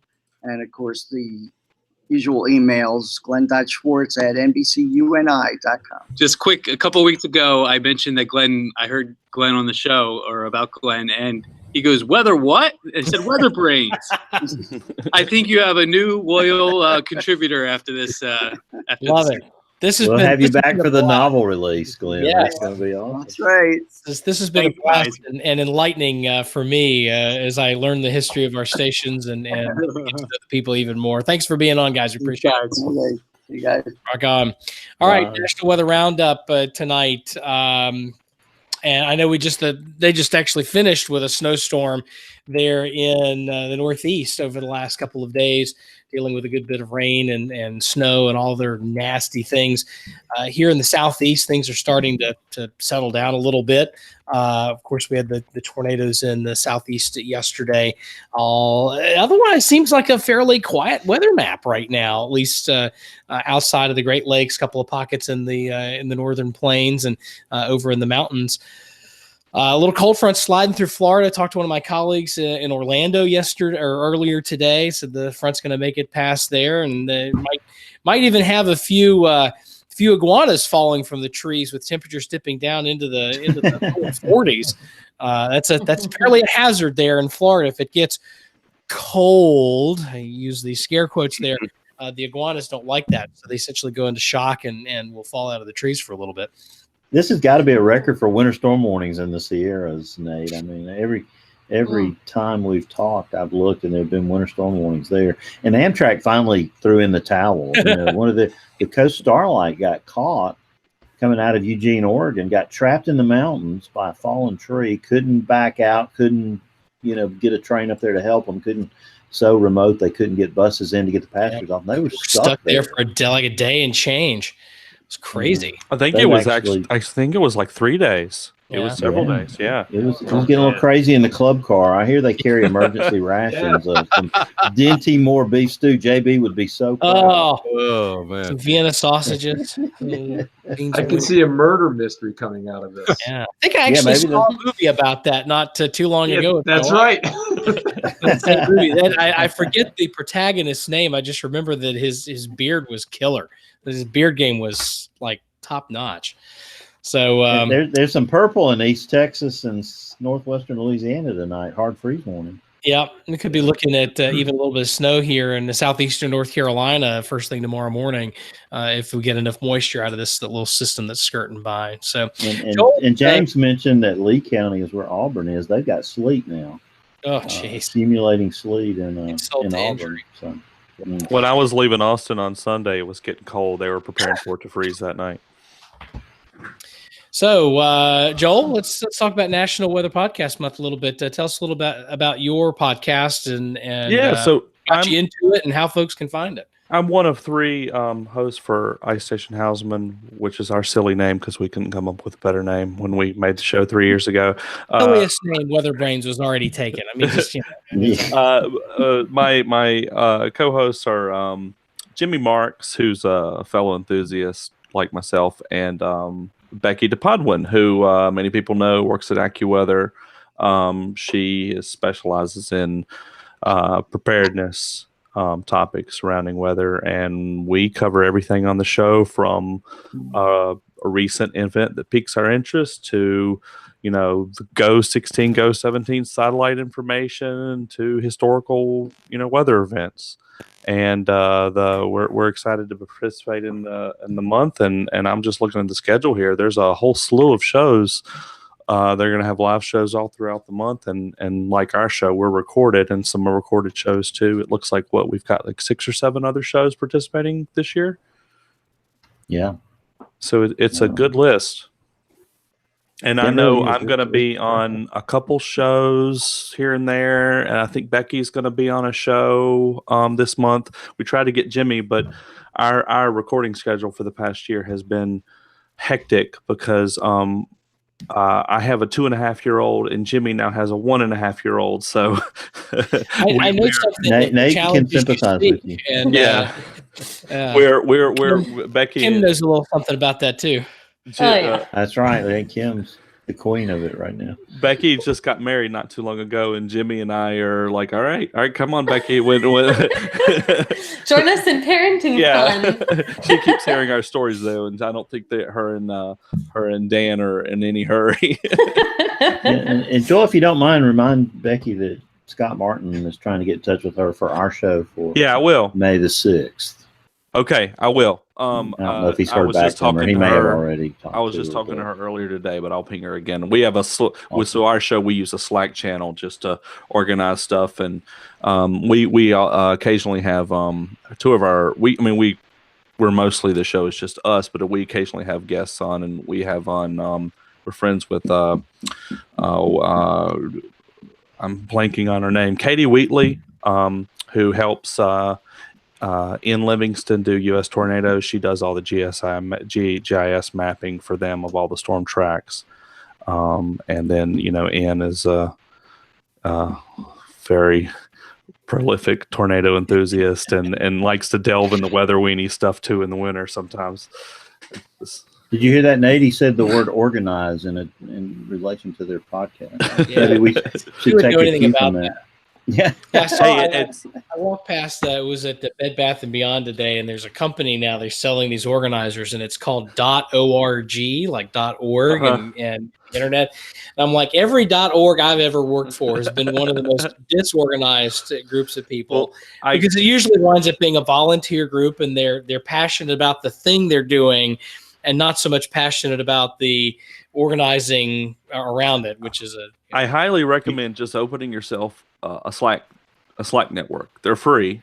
Yeah, start up a Slack network, and then we have just a gazillion channels that it's only me, Becky, and Jimmy, and all of them. But it's like this channel is where we just dump topic ideas, and this is a channel which we dump whatever the most recent notes are for the episode we're working on. It's a nice, easy way to organize things. We actually use that for our TV station. Some of our other teams use that to communicate, and we've got channels for each market, but then there's also sort of a general channel for for folks to talk, about weather, and we've got a channel for our storm rangers and channel for modeling projects and stuff like that. So I'm a big fan of that approach, and it's super useful. And if you've got guests on, it's easier to pop them on there, and you can organize and get hooked up together. We occasionally have guests on that have never done a podcast before. They have no idea how to record themselves, and it's an easy way to communicate.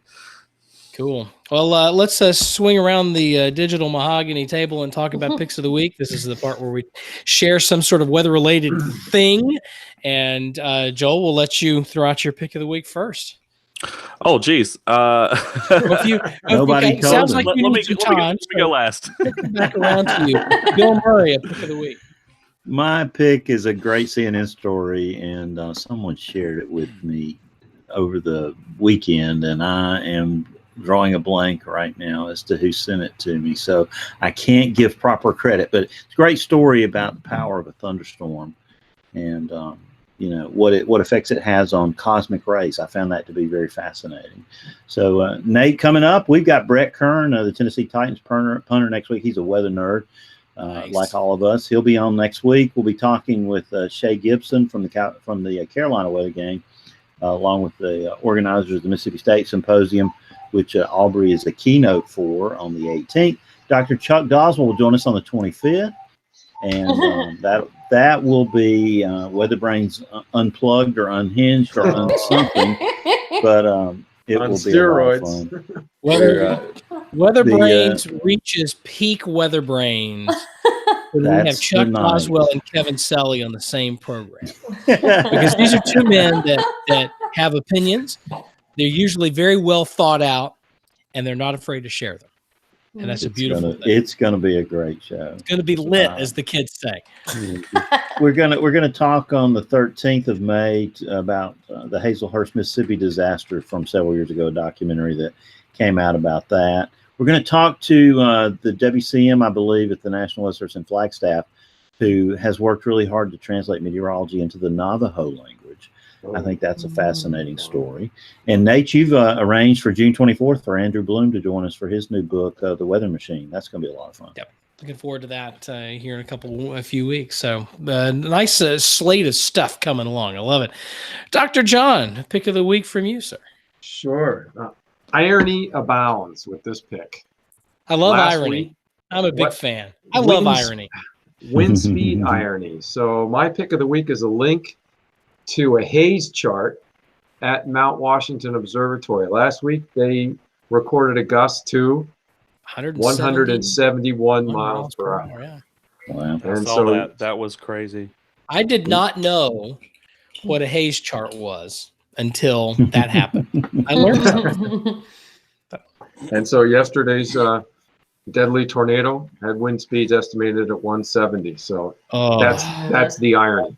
I don't like that irony. Keep that. I don't like that anymore. Dr. Kim, pick of the week from you, ma'am.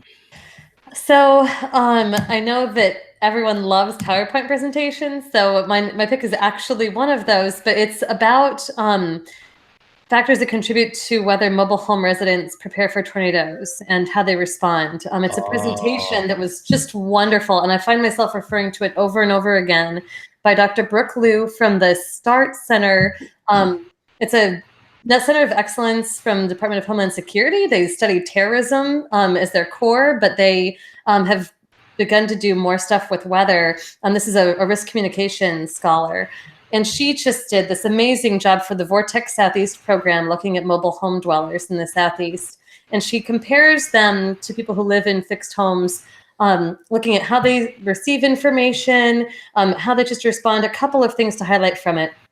She notes that the most important thing to this population to make them plan for future tornadoes is their trust in their meteorologist. This population, by and large, seeks everybody across the board gets their warning information from broadcast meteorologists as their sort of primary.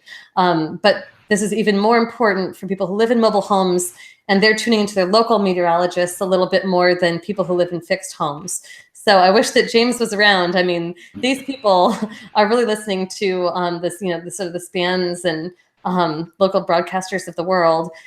The downside, a couple of things working against these folks, they tend to receive less information net, which makes sense because they have a little bit less access to things like smartphone technology. They have a little bit less available free time. A lot of these people are working 2 jobs and other kinds of things where time is a luxury. So they can't be as attentive to external forces. So they report a little bit less likelihood to receive information and to seek it. So they're just a little bit more disconnected, which is tough. One of the things that's the most striking, though, of all their findings is what do these folks do when they're under warnings? And their finding was for fixed home residents, almost everybody shelters in place. For mobile home residents, almost everybody shelters in place. It's a little bit less. There's about 9% of people who are mobile home residents who try to shelter at work, whereas fixed home residents, that's 5%.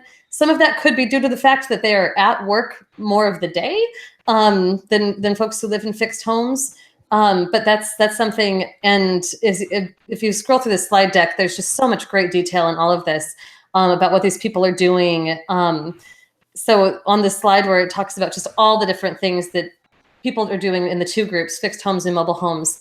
The one action that kind of it gives me chills every time I see this chart is the large propensity of people in mobile homes to pray. It's 13.4% of these people. I think that there's some awareness that they have that they're in a bad spot, and that always gets me.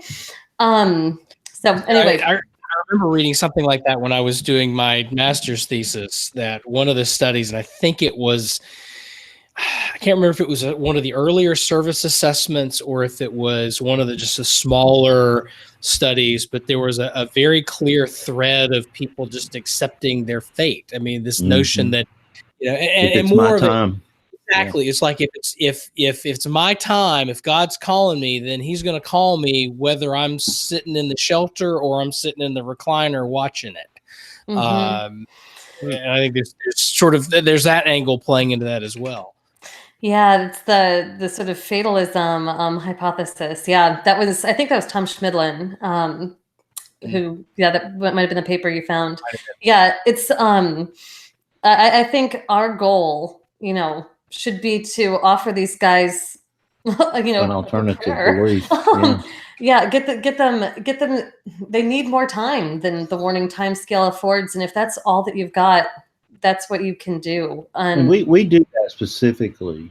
We say, when the tornado is still, or the storm that may produce the tornado is still 2 counties away, we're talking to those counties that are 2 counties downstream and saying, now it's time for our friends, in manufactured homes in Marion County to, be thinking about where they're going to go now, because the storm is coming your way and it's going to be there. So, Kim, I think you should have the author come and be on the show. I think that'd be wonderful. I'm happy to invite her. We could have, we could certainly have her for the April 8th show with the folks, Jacob Dickey and the team from, the Columbus, Mississippi station.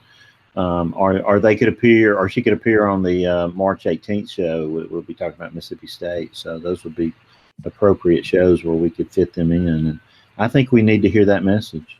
Great. I'll reach out to her. All right. Troy Kimmel, pick of the week, sir.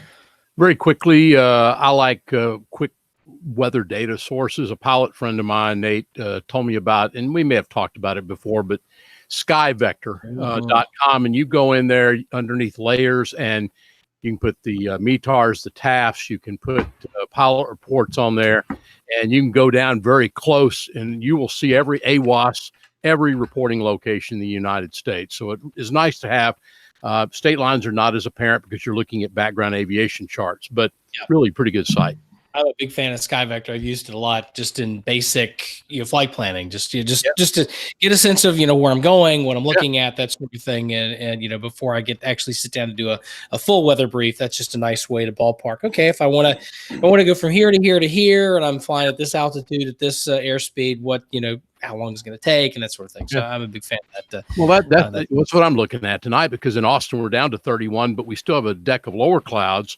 And kind of looking to see where that's breaking. And this is just a quick way to be able to do it, at least looking at some of the surface ops, other than hopping over to satellite picture. Good stuff. Joel, pick of the week. Looks like you in the chat here, you found one. Well, yeah, so there are 2, because one is quasi weather related. The weather, directly weather related, was with this. I spotted this on US Tornadoes yesterday. I think in Livingston actually shared of it. In the aftermath of the Lee County tornado, there was a flea market billboard, which is clearly seen on Google Earth on like the street view mode, where you can see the billboard up on a high billboard sign at the Lee County flea market. And the billboard was found, the sign portion of it, almost completely intact, undamaged, 19.72 miles away, 20 miles away in someone's yard. And someone who apparently knew the owners of the flea market are like, your billboard, I mean, they recognized who it was and knew who to contact. It's like, your billboard is in my yard, and I know that it's at your flea market that's 20 miles away. Someone plotted, I threw 2 links there in the chat. One of the images in this shows it on Google Maps with a direct line between the 2 points, exactly 19.72 miles. How's that for some debris? Distance traveled. And my unrelated link was a video of an avalanche on I-70 in Colorado on Sunday, of some folks seeing some very scary views coming down the interstate, a curve in the interstate, mountain over the left side of the interstate, and you could clearly see the avalanche coming down the mountain at them. Thankfully, no one was hurt. Everyone was okay, but it was a pretty scary sight if you look at that video. Yeah, that's all right, Nate, question for you. Shoot. What is an MOA on an aviation chart? A military operations area. So it's an area where you'll have military aircraft operating, and they can be hot or not. And there's no restrictions to fly through an MOA. Generally speaking, you're allowed to fly through there, but it's an area where if you're generally, for like somebody like me, just sort of, I go up boreholes, whatever, I'm probably just going to steer around those things. but you can fly through them sometimes. It's just a matter of there may be military aircraft or other operations that could be hazardous that they want you to know about. That's sort of a different category from restricted areas, which we have a number of those around here, especially down around Fayetteville with Fort Bragg, Pope Army Airfield. Those are areas where at different times, if the restricted area is active at a certain altitude, then you're not allowed to fly there, period, because the level of activity is considered to be too dangerous. I live about a quarter of a mile away from Potomac Tracon right here. They're just in my backyard. Yeah, you've got all kinds of crazy airspace action happening there, and special flight rules area, and the flight restricted zone, or the freeze, and just all that stuff coming after 9/11 and whatnot, which is just a shame because National Airport has probably one of the coolest, if not freakiest, approaches in all of aviation. I landed there yesterday. The so-called River Visual 19 as you're flying in. You come down the Potomac, you hang a left at the Lincoln Memorial, and you plop it down on the runway. But you're following the river the whole time, and it gives you just this incredible view of the district and the monuments and everything. Because you're at that point, you're maybe just a few hundred feet off the ground. I remember the first time I went to DC and was sort of aware of this. And I was there with a friend of mine whose dad actually was a long haul pilot for U.S. Airways at the time. And we're walking down the mall at like 9 o'clock at night.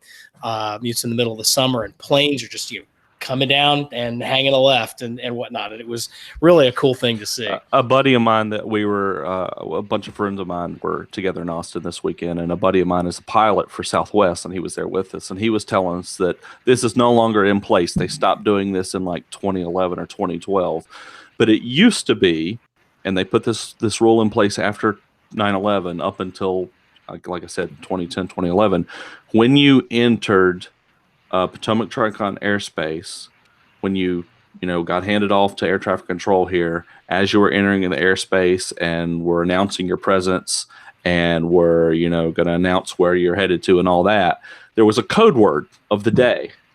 And every day there was a different code word, and the very last thing you said after you ended your sentence had to end in the code word.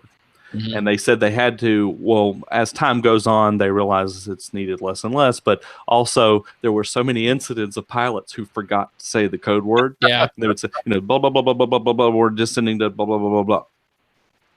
Code word, OJ, whatever the code word was. Because if you don't, what were they going to code word? They'd have an F-15 off their wing on either side very shortly, escorting to another airport back out of the airspace. In order to fly, there's a central core, a flight restriction where no flight really is allowed other than commercial flights operating on a schedule in and out of national and whatnot. But then there's a broader area that extends well into Virginia and Maryland. That 60 you have miles out, right? Yeah, you have to take training and have to carry documentation of the training that you've completed with you on that. And 3/4 of that training is all of the different ways they will kill you if you fly into that space and don't identify.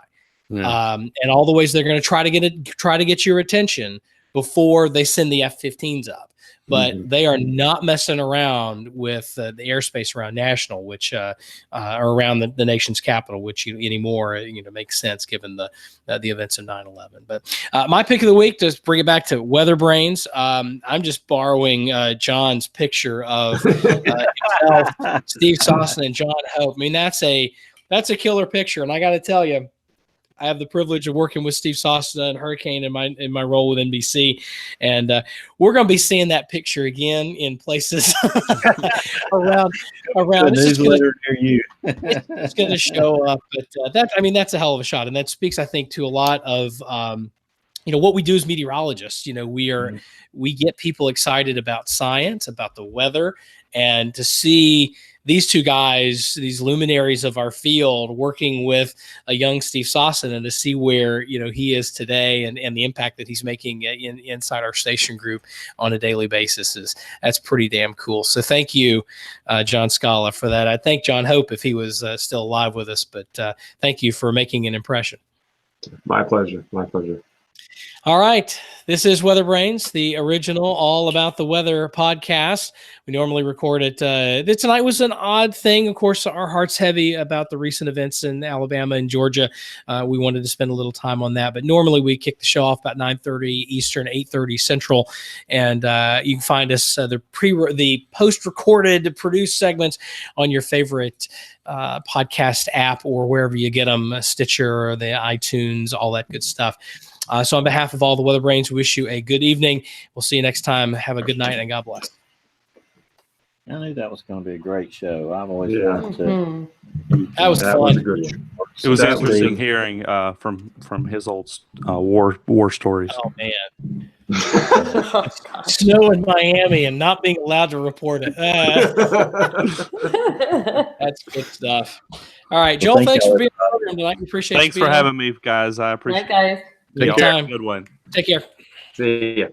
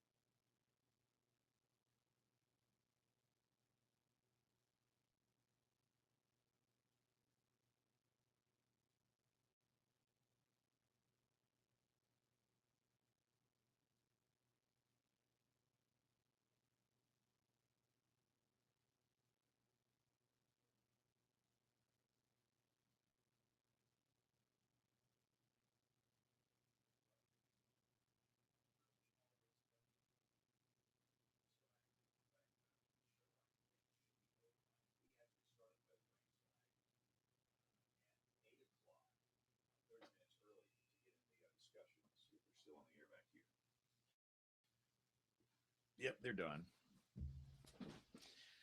All right, WeatherBrains friends.